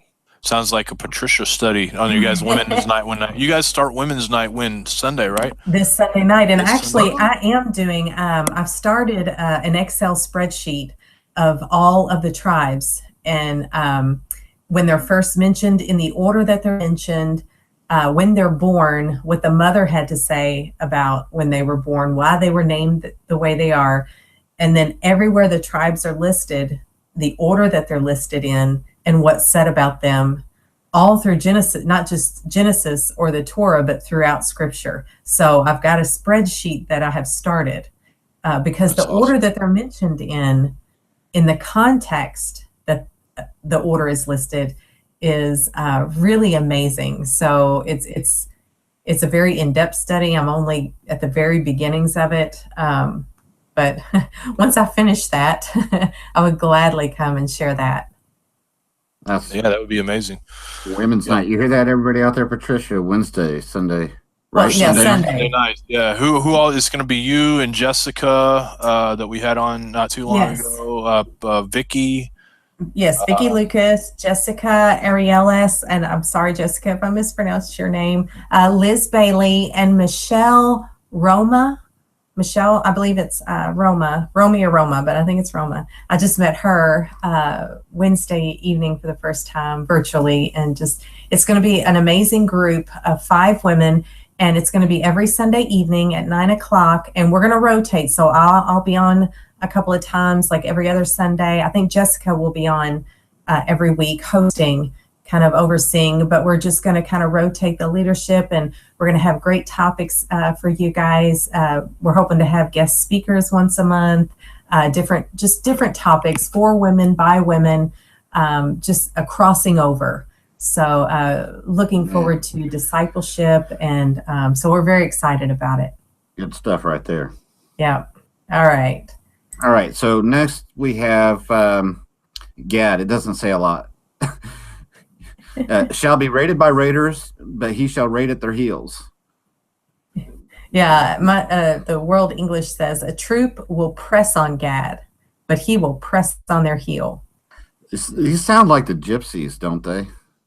Ooh, I mean, doesn't that sound like the gypsy? Kind of always on the move, never really settled, is what it seems like. Always. It sounds because that's how they a lot of times are known for making their living, is the gypsies, right? The gypsies are the thieves, right? The Thieves Guild. Interesting. Somebody probably knows. Again, we got a lot of smart people there. okay, yeah. I'm trying to look up when he was born. Leah said Zilpah. So Gad is a son of Zilpah, and Leah said, "How fortunate." And so that's what's stated when he was born. Yeah. Interesting. In the Talmud, it says that, and of course I put very little weight on the Talmud when it talks about theology or any of those things. Sometimes in history, it's one of the only places you can find certain things. But according to them, they were exiled from Assyria they were basically the first victims of being exiled, and Mm.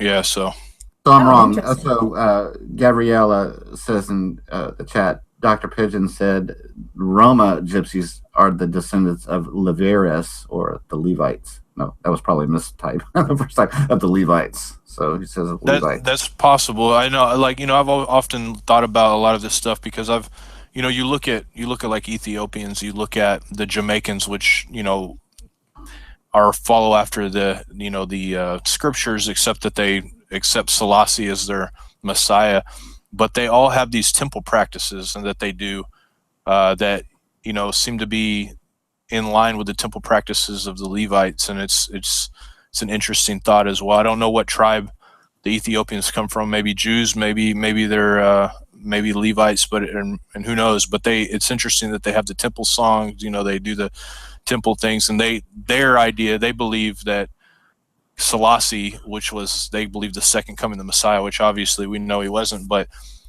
he was one of the descendants of King Solomon. Emperor Selassie was. He was like one of the only kings that Africa ever had that kind of like brought people together as an African kingdom. I mean, he didn't succeed in it totally because, of course, you know how that goes. When anybody that's not a part of the elite, I guess, brand or whatever does something like that, they end up getting ran out or whatever and killed. So I think that he ended up dying of old age, but before that he was ran out of his own country by Italy, and interesting stuff. But anyways, to not get off the point too far on that whole thing, they have a lot of things that could be interestingly lined up with the Levites as well. And according to a certain secret society, and I can't remember the name, me and David did a show on it a long time ago, like months ago, but there's a secret society in Ethiopia, an ancient secret society that you never hear about, and they claim to have the ark, and not the Ark, Noah's Ark, but the Ark of the Covenant, the Ark. Right. And who knows if they do or not, but it's definitely interesting. Okay, Kelvin had a question. What land was granted to Gad? I have that in my book. Hold on. Let's see if I can find that real quick. Okay. While you guys go ahead and talk, I'm going to find that. Okay. Yeah, I was looking as well, but I think it looks like they had, like, we're close to the Ammonites, Ammon, Jazer, close to Jericho. It would be, let's see, that would be east or west of the River Jordan, the Jordan River there, underneath Manasseh, between Reuben and Manasseh. At least that's what I'm seeing here. Okay, would you do you have a map of the tribes? Would you mind screen sharing that? That would be interesting to be able to look at as we go through. Yeah, let me screen share here real quick. And can you guys see that right there? Oh, yeah. Yeah, so we have Gad right here, and I can, Okay. zoomed in a little bit too far there. If I can figure out how to zoom out here, or at least get close to where we're going here. You clicked out. You clicked out a little too far there. There we go. I'll zoom it in a little bit too, so you get maybe something like that. Anyways, you guys can see that, I think, right? Yes. Okay. So. Yeah, see Zebulun and Asher. Asher's next, right there. Yeah, Food shall be rich and shall provide. Are the French with their royal dainties, their delicacies. Yeah, I thought the exact same thing. I'm like, man, these guys are like what's the dude, Chef Gordon or whatever, may be one of these characters here. Well, Yeah. you know, the Asherah poles, which would become today for us known as the maypoles, right? It's that fertility dancing. The maypoles, that Asher pole, all that ancient Babylonian stuff again comes from there. Yeah, so again, very associated with Dan. You can see on that map, they're much in that same area near Tyre, northwest.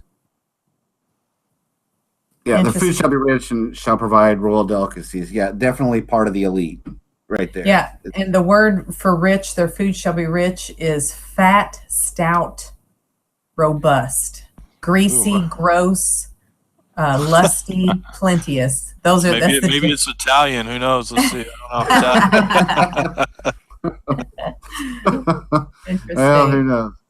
Now, so there's that. A lot of good stuff. You could spend months and months on Asher.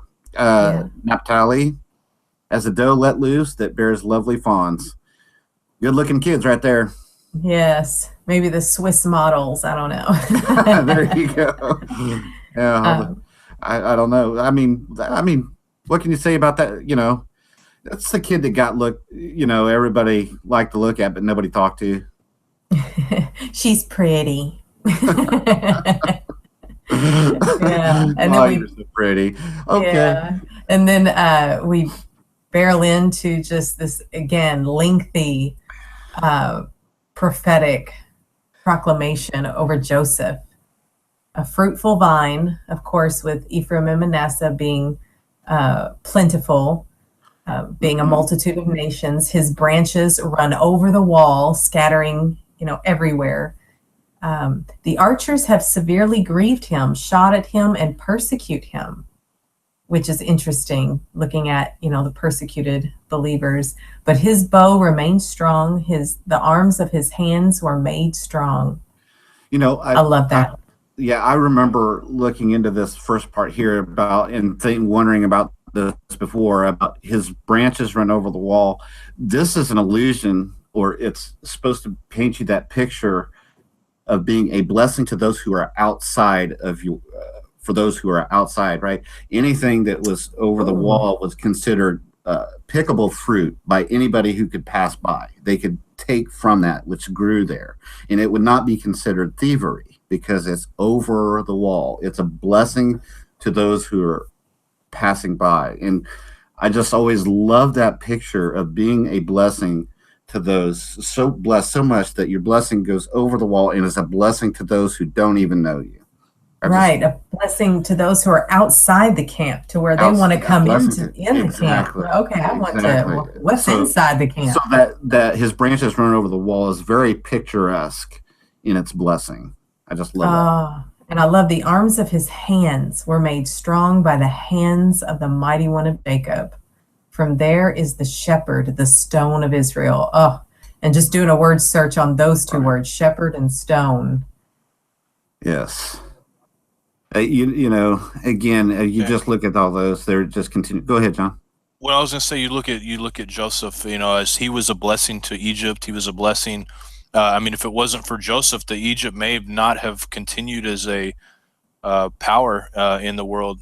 Because he was the one that saw the dream. He's the one that knew what was going to happen. He's the one that allowed the entire. He fed the world. Yeah, he did, and not on top of that, he bought like all the land back from everybody for Pharaoh. Pharaoh controls all the land. He has all the money. He has everything, and so Joseph, everything. Exactly, and then you look, and if we look at Joseph and we look at his offspring and all that stuff, and we place it as, basically the multitude of people, which at that time, Egypt has always been kind of a multitude of people, just like Acadia was a multitude of people, different kinds of people and everything. And we see, if you look at America, for instance, you look at England, look at a lot of these countries, and a lot of people would say these are a curse. These people are a curse to me because they're, they kind of like, control everything. But a lot of the money in the world and stuff comes from, unfortunately, the taxpayers and people that pay all these taxes and spread money across the world. There's a lot of people that go and they are missionaries to the entire world. They go help feed hunger. If it wasn't for America and the people in America going out and feeding people all over the world, not that there isn't people that die of world hunger, but you see most of philanthropy coming from America, from the multitudes of people, because you don't, and I could be way off on this, but that's what it made me think of. You think of Joseph being a blessing to his country, and you think of the righteous people in the world being a blessing to their own country, even others. You could go for days on the blessings and the prophetic implications of Joseph. Ezekiel 38, you talk about the two sticks, the northern tribes and the southern tribes again.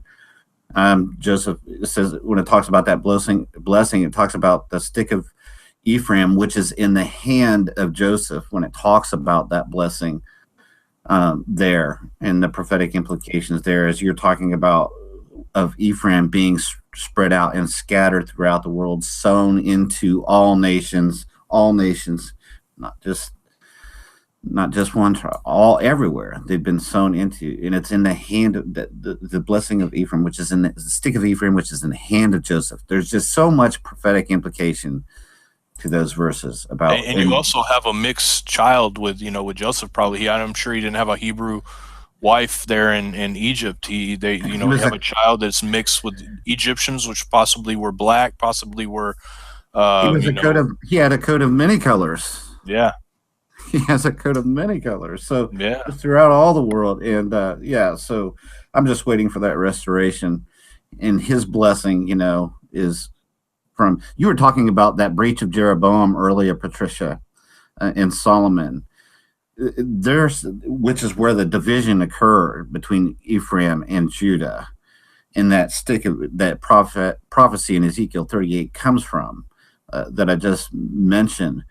That breach of Jeroboam, it's the northern tribes. If anybody remembers, Solomon had incurred all this debt, right, for the expenses that he had brought upon the nation of all the building and great things, specifically the temple. And now he had passed, and these people were calling on Israel to pay back what they were owed for all that they had been given, all the services had been provided. And the taxes were really heavy on Ephraim, who was the younger brother, right, and Judah, right? Yep. And the king says, hey, give us some relief. Give us some relief here. It's too much for us, right? And initially, they were going to say, yeah, we understand. We can help you there. And then, the older brother, Judah, says, that's when he says, my little finger's as big as my dad's waist. You think you had it bad now? I'm gonna do twice as much. It's gonna be worse for you now. And that's where that breach occurred. And that breach has been between Ephraim and Judah, that family feud is still ongoing to this day. And we're looking for that reunification of Ephraim and Judah, of what Ephraim has to recognize Judah's blessing and rightful place, and to understand they are the older brother. The scepter shall not depart from Judah's feet. They've been the holders. They've been carrying it, the whole time. Ephraim has to recognize Judah has suffered much. We can't say righteously. They've suffered much and been there. We have to acknowledge that. At the same time, how does that breach get healed? Judah has to recognize who Ephraim was. That picture of Joseph, right? That picture of Joseph is so clear. When his brothers saw him, they only saw an Egyptian. They didn't recognize him. Right. They didn't recognize him. They only saw him as an Egyptian. So Judah, it's the same picture of the brothers seeing Ephraim. Well, they thought he was dead. They thought he was dead too. They thought he's long gone. Just like Judah thinks that Ephraim will never return because it's just not going to happen. Israel's not going to return. It's not going to happen. So that's the same thing when Judah sees all these people now all over the world coming to understand and wanting to know Torah. That's what they see. They see Egyptians, right? But the Egyptians who saw him and knew him, all they saw was a Hebrew. Interesting. Exactly. So, as soon as he is fully recognized for who he is, you can see again prophetically what's going to take place in the future. I long for that day of that. I do too. What's interesting though, and correct me if I'm wrong, but the scepter not departing from Judah is not indefinitely. From my understanding, because in verse 10 it says, until he comes to whom it belongs, to him will the obedience of the people be. Right. But he's still of the tribe, he's still. Right, yeah, he is of the tribe of Judah, yes. So it's still with them. Exactly. So, yeah, but right, the right to rule. Exactly, right. Exactly, yeah. Right. Oh, very interesting. And then here's John's verse. Here's your verse, John. Benjamin. A ravenous wolf. Did we lose Yeah, you? and it was Darren, who was in the chat earlier, and he said that there was only like 200 Benjamites left after what happened there, and they were absorbed into Judah at that point. Yep. And so we might see some of those ravenous wolves, at least the ravenous with the money, that the money lenders, might be, a lot of them might be Benjamites. You never know. They're definitely ravenous, though. If you ever owe money to them, you'll hear them calling you. Well, and it's interesting that Paul came from the tribe of Benjamin. Yeah. Yeah, and the first king, Saul, did. Interesting. Yeah. Very interesting. All right. Do y'all want to discuss some more, or because it talks about him being those are the blessings, and then of course him wanting to be buried back in the land of his fathers after that. Yeah, they're Anything always about going that? back. Yeah, no, it's just always interesting that they always take great care to say where this is. John, I wonder John. in First Kings it talks about David being buried with his fathers, but they call it the city of David in First Kings chapter 21, 1 through 12. I wonder if this is the same location. It may or may not be. I'm just wondering. I don't think so. Mamre is where this is in Israel. They know where this is. Everybody still knows her. There's this big, still well cared for place. You can go in there and visit the tomb. There still Did today. you point it out on the map that John has? I don't know that I can specifically, but it's not far from Jerusalem. It's just north. It was called Mamre, I think. So if you just look up Mamre. Oh, okay. Interesting. Who was mentioned here briefly, you can go there still today. They know where this is. It's not it's one of the restricted areas. Israelites cannot go there. It's interesting. Israelites today cannot, citizens of Israel can't go there. Interesting. And they have all these signs. John Heiler said that, but he went and visited this not long ago. If you do his channel and do a search on that, you can go there, and he has some pictures where they have it all walled off and barred. You can actually take pictures in there where they're. So it's still there today. They know where this is. Interesting. All right. Well, I'll go ahead and screen share again, and we will finish up with chapter 50 in the book of Genesis. So when Jacob finished charging his sons, he gathered up his feet into the bed and yielded up the spirit and was gathered to his people. Joseph fell on his father's face, wept on him, and kissed him. Joseph commanded his servants, the physicians, to embalm his father, and the physicians embalmed Israel. 40 days were fulfilled for him, for that is how many days it takes to embalm. The Egyptians wept for him for 70 days. When the days of weeping for him were past, Joseph spoke to the house of Pharaoh, saying, "If now I have found favor in your eyes, please speak in the ears of Pharaoh, saying, my father made me swear, saying, behold, I am dying. Bury me in my grave, which I have dug for myself in the land of Canaan. Now, therefore, please let me go up and bury my father, and I will come again." Pharaoh said, "Go up and bury your father, just like he made you swear." Joseph went up to bury his father, and with him went up all the servants of Pharaoh, the elders of his house, all the elders of the land of Egypt, all the house of Joseph, his brothers, and his father's house. Only their little ones, their flocks and their herds, they left in the land of Goshen. There they went up with him, both chariots and horsemen. It was a very great company. They came to the threshing floor of Atad, which is beyond the Jordan, and there they lamented with a very great and severe lamentation. He mourned for his father 7 days. When the inhabitants of the land, the Canaanites, saw the mourning in the floor of Atad, they said, "This is a grievous mourning by the Egyptians." Therefore its name was called Abel Mizraim, which is beyond the Jordan. His sons did to him just as he commanded them, for his sons carried him into the land of Canaan and buried him in the cave of the field of Machpelah, which Abraham bought with the field for a possession of a burial site from Ephron the Hittite before Mamre. Joseph returned into Egypt, he and his brothers and all that went up with him to bury his father after he had after he had buried his father. When Joseph's brothers saw that their father was dead, they said, "It may be that Joseph will hate us and will fully pay us back for all the evil we did to him." They sent a message to Joseph saying, "Your father commanded before he died, saying, 'You shall tell Joseph, now please forgive the disobedience of your brothers and their sin, because they did evil to you. Now please forgive the disobedience of the servants of the God of your fathers.'" Joseph wept when they spoke to him.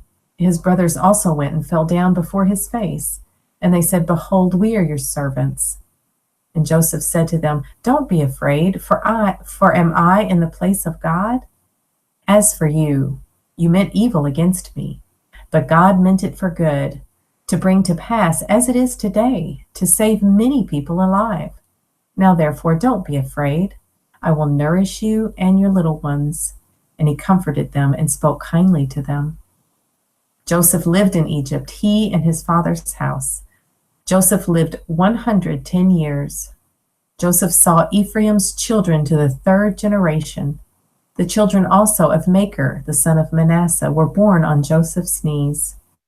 Joseph said to his brothers, "I am dying, but God will surely visit you and bring you up out of this land, to the land which he swore to Abraham, to Isaac, and to Jacob."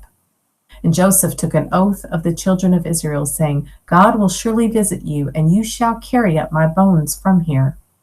So Joseph died, being 110 years old, and they embalmed him, and he was put in a coffin in Egypt. It is, for me, extremely interesting. So much. I'm trying to narrow down my first thought. In the book of Jasher. Somebody here. Oh, go ahead. I was going to say, if you didn't know, I was going to. There's a couple questions, but go ahead. Oh, okay. I just want to say the book of Jasher really expounds upon this. So, do you remember when Jacob left with his sons running from Laban? The book of Jasher just gives so much detail. But in this part of the story, Laban made an oath that he made an oath with Jacob that he would not harm him. And, where they made that pact. Well, he tries to stir up trouble with Ishmael's descendants. Uh-huh.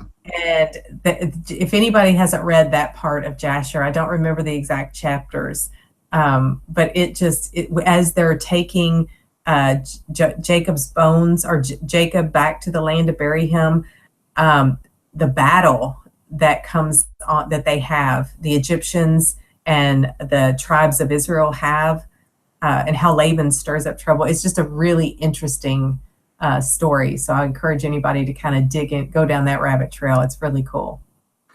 Yeah, she had another question. She had several questions. I like Michelle's on it. She's Michelle also asked the question, why the 40 days for those who are embalmed? I'll talk to Doug Krieger about that for you, Michelle, if I remember, but he's the numbers guy. I can tell you a little bit about it if you guys want to know. They had a different process of embalming, obviously, than we do now. They didn't inject embalming fluid into the body, but they would take the organs out of the body, and they would actually leave the heart in there for a certain period of time. And the art of what they would do is they would basically their skin would soak up this stuff that they did. It took a lot of time. It wasn't the same kind of process, and it was an expensive process back then. It would be equivalent close to $15,000 to $20,000. That's why only the pharaohs and stuff, they had that done to them. Honey was involved as well, correct? Right. They had a lot of different spices and stuff involved in doing it, and yeah. The elite still hold that as part of the process today in their embalming rituals, to be caked and preserved in honey and the bees there. Mm-hmm. It's interesting. The link to that, the ages and all. 40 days, Michelle, I'll talk to, there's definitely significance because it mentions those two times. We know numbers are not insignificant, 40 days and then 70 days. It says the Egyptians weren't for 40 days. The 40 was the Israelites, the children of Israel mourned for 40 days and the Egyptians for 70. according to their custom. Isn't that interesting that the Egyptians mourned that long? I don't remember. I know in biblical times, a lot of times they would hire mourners to mourn at a funeral, and which is weird, when you think about it. Or nowadays, the funerals are different now, obviously, than they were back then. But I wonder if they were hired mourners, or if they. I mean, because I can't imagine, Well,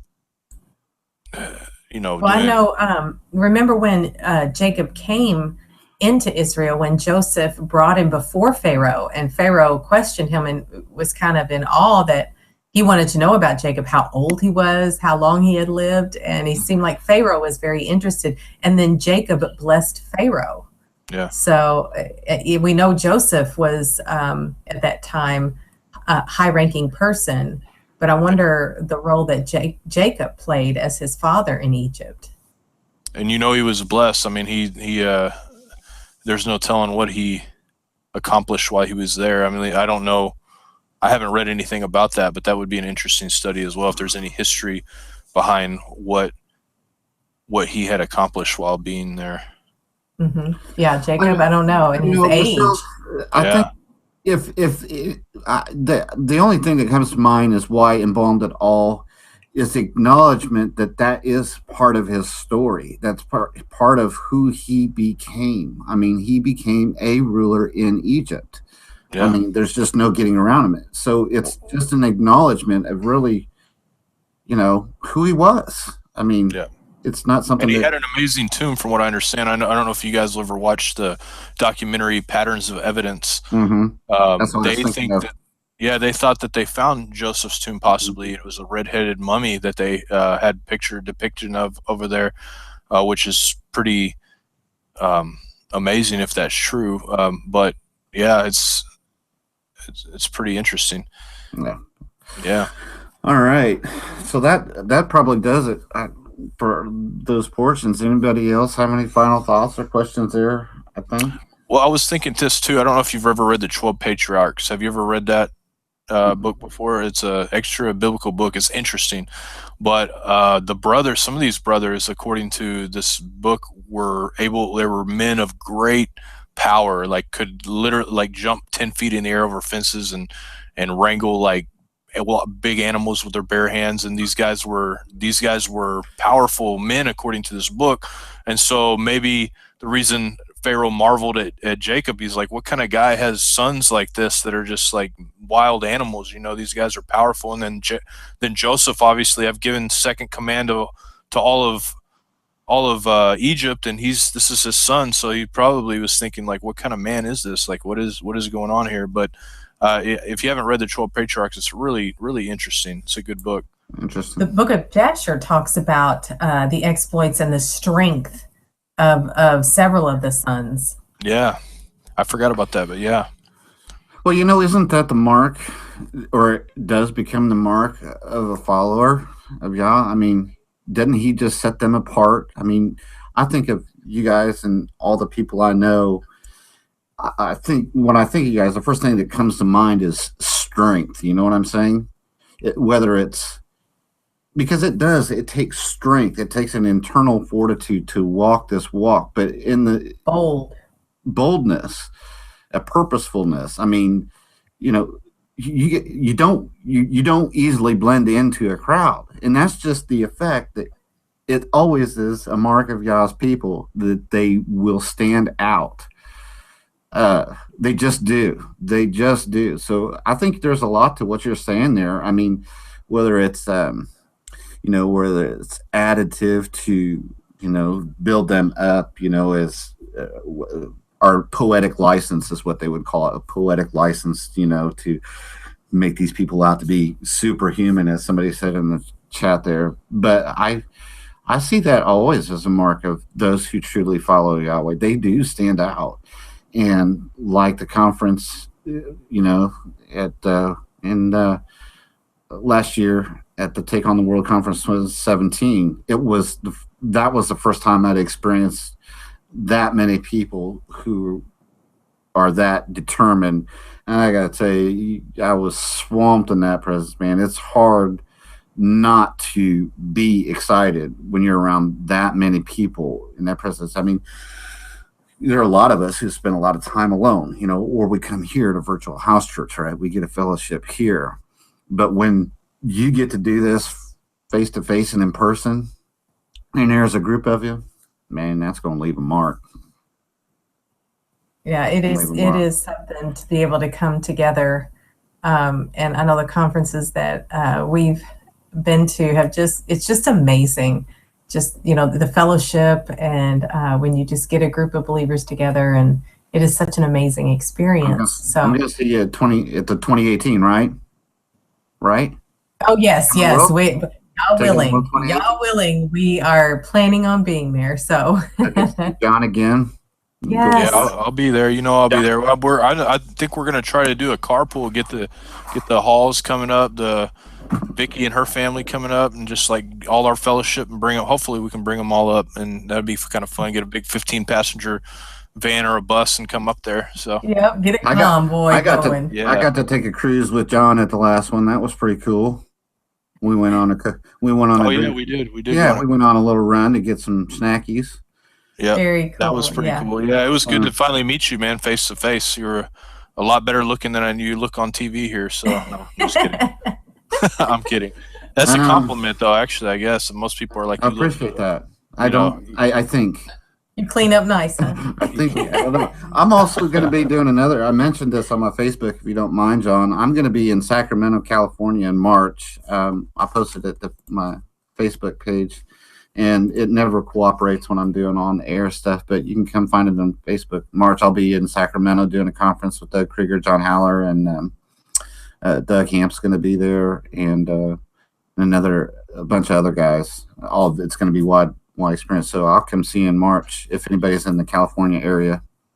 Yeah. Very cool. Well, if they need another person on that conference, man, tell them to bring me on. I'll go to that conference there in Denver too. There's a lot of cool people in Denver that I want to see again. So, yeah, I don't know if Doug hasn't mentioned it, but he says first annual. I doubt Doug will mention that. I just saying. No, you could throw it in his another conference. I hadn't heard word about another conference because it was first annual Denver Prophecy Summit. So I haven't heard if there's going to be a second one yet. I haven't heard now, so I keep my ears clear.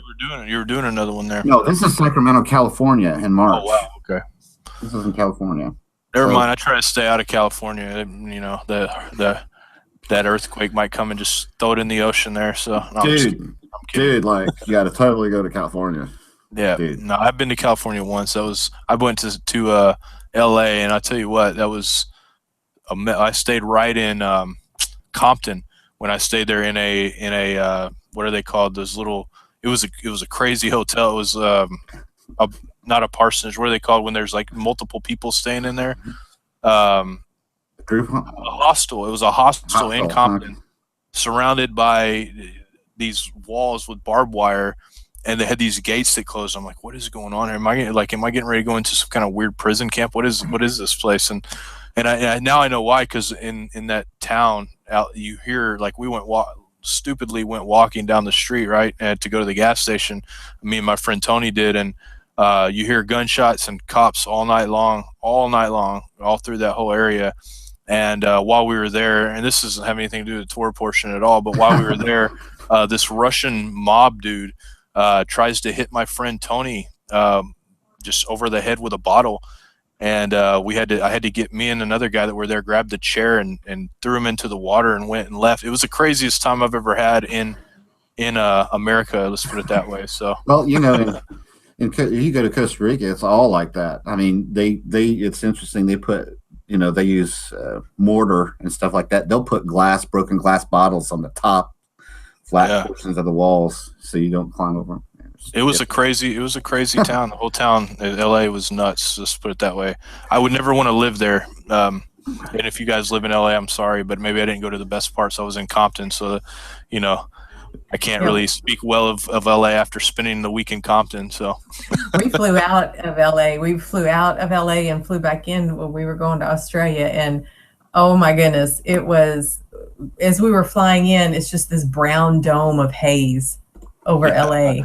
You can smell it too. We had a long 12-hour layover, so we went ahead and got a hotel room so we could sleep because it was a long flight, 19 hours. And so the kids, there was a pool, and they said, "Hey, can we go swimming?" And I was exhausted, so we could see the pool from our hotel room, and we looked down, and there's a man laying on one of the recliners, and his pants were laying beside him. And I was like, "Yeah, no, we're not going swimming. No, we're not." Well, we didn't get it tonight, but the Torah portion out of the other Torah portion, the second part of this is where David is is dying. He's passing away, and he's blessing Solomon. For those who want to read it, who didn't get to it, that's another pretty cool. I guess it has to do with the blessings being handed down and continuing that way. It's just why it's paired up with this, but that's another pretty cool portion too to look into, that blessing of Solomon. Yeah, in the New Testament readings, especially the Revelation. Yeah. Will be good. Yeah. So, but very cool. I appreciate being on tonight. I don't know if you guys have been wrapping up at this time or not, but yeah, we usually try to wrap up around 10. It's that's the goal anyway. It was fun being here. So, Zach, it was fun to hold your seat down a little bit tonight. I appreciate it. Yeah, My House Ministries has been doing an amazing job on Versatile House Church. I really just thank y'all. They have done an amazing job. I enjoy. They'll be back next week, so that'll be good. And I think they're going to start doing it bi-weekly now. Oh, okay. Instead of weekly, just because they have their own ministry growing at their own house, which is why it's called My House. They have the thing there, so they're growing there, and so they're going to be doing it bi-weekly. So you might be seeing me, Patricia, and Chad and Jake a little bit more, guys, on Virtual House Church. And I got to meet him too in Ohio too. I just keep plugging that. Chris and Liz, you owe me a healthy fruit mixed drink. Yeah, that's going to be a really cool conference. It's going to be awesome. I've talked to Liz and Chris about when they were planning it, and the place that they have for this conference is amazing, to say the least. And I can't remember the name of the place right now, but it's a Christian camp up off the Lake Erie. It's going to be awesome. Awesome. And is that website Take on the World 2018? Yep. Okay. Yep. Yeah. So just go to that website.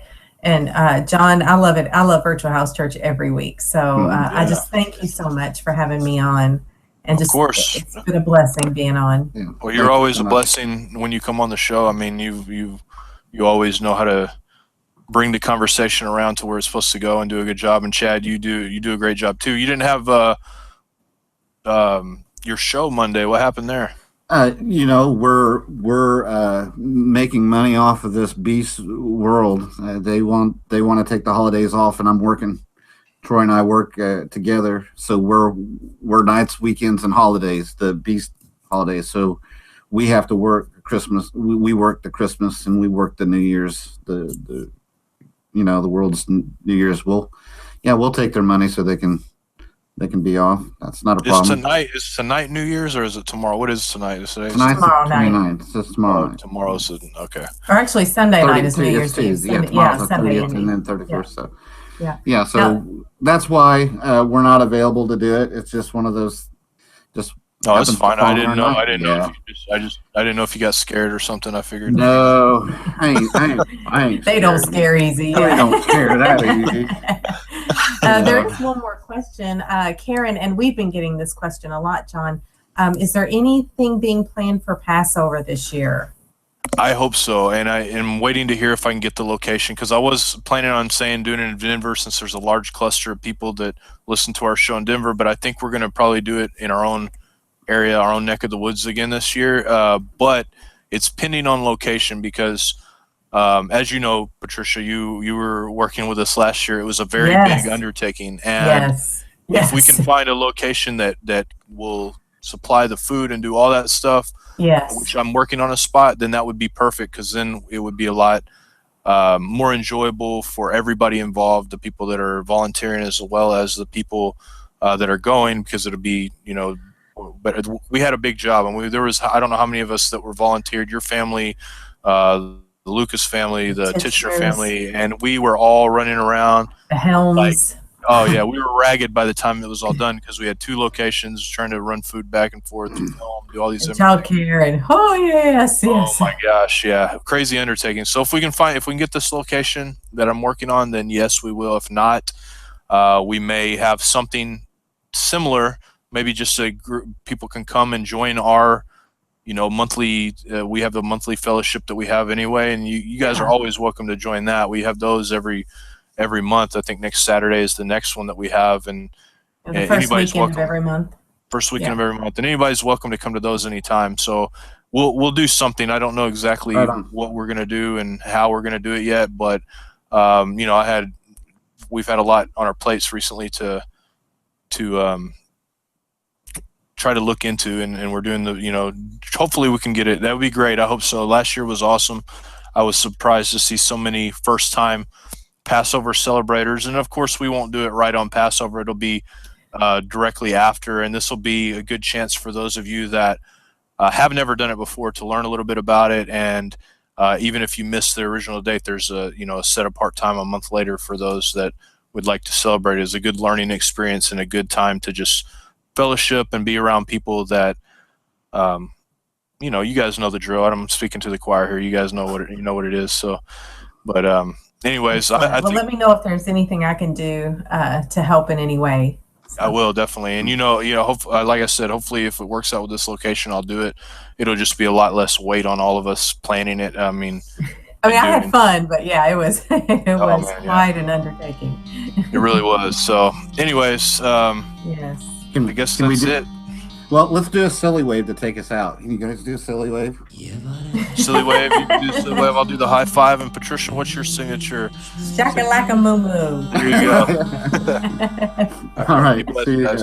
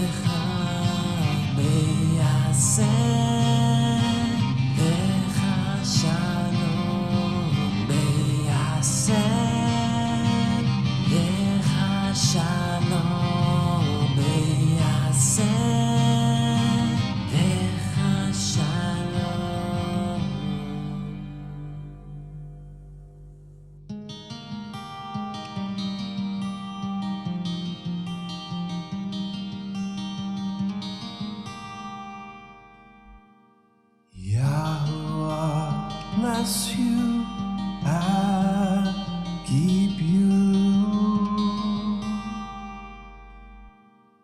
Yahuwah make his face shine upon you and be gracious unto you. Yahuwah lift up his countenance upon you and give you peace. Yahuwah make his face shine upon you and be gracious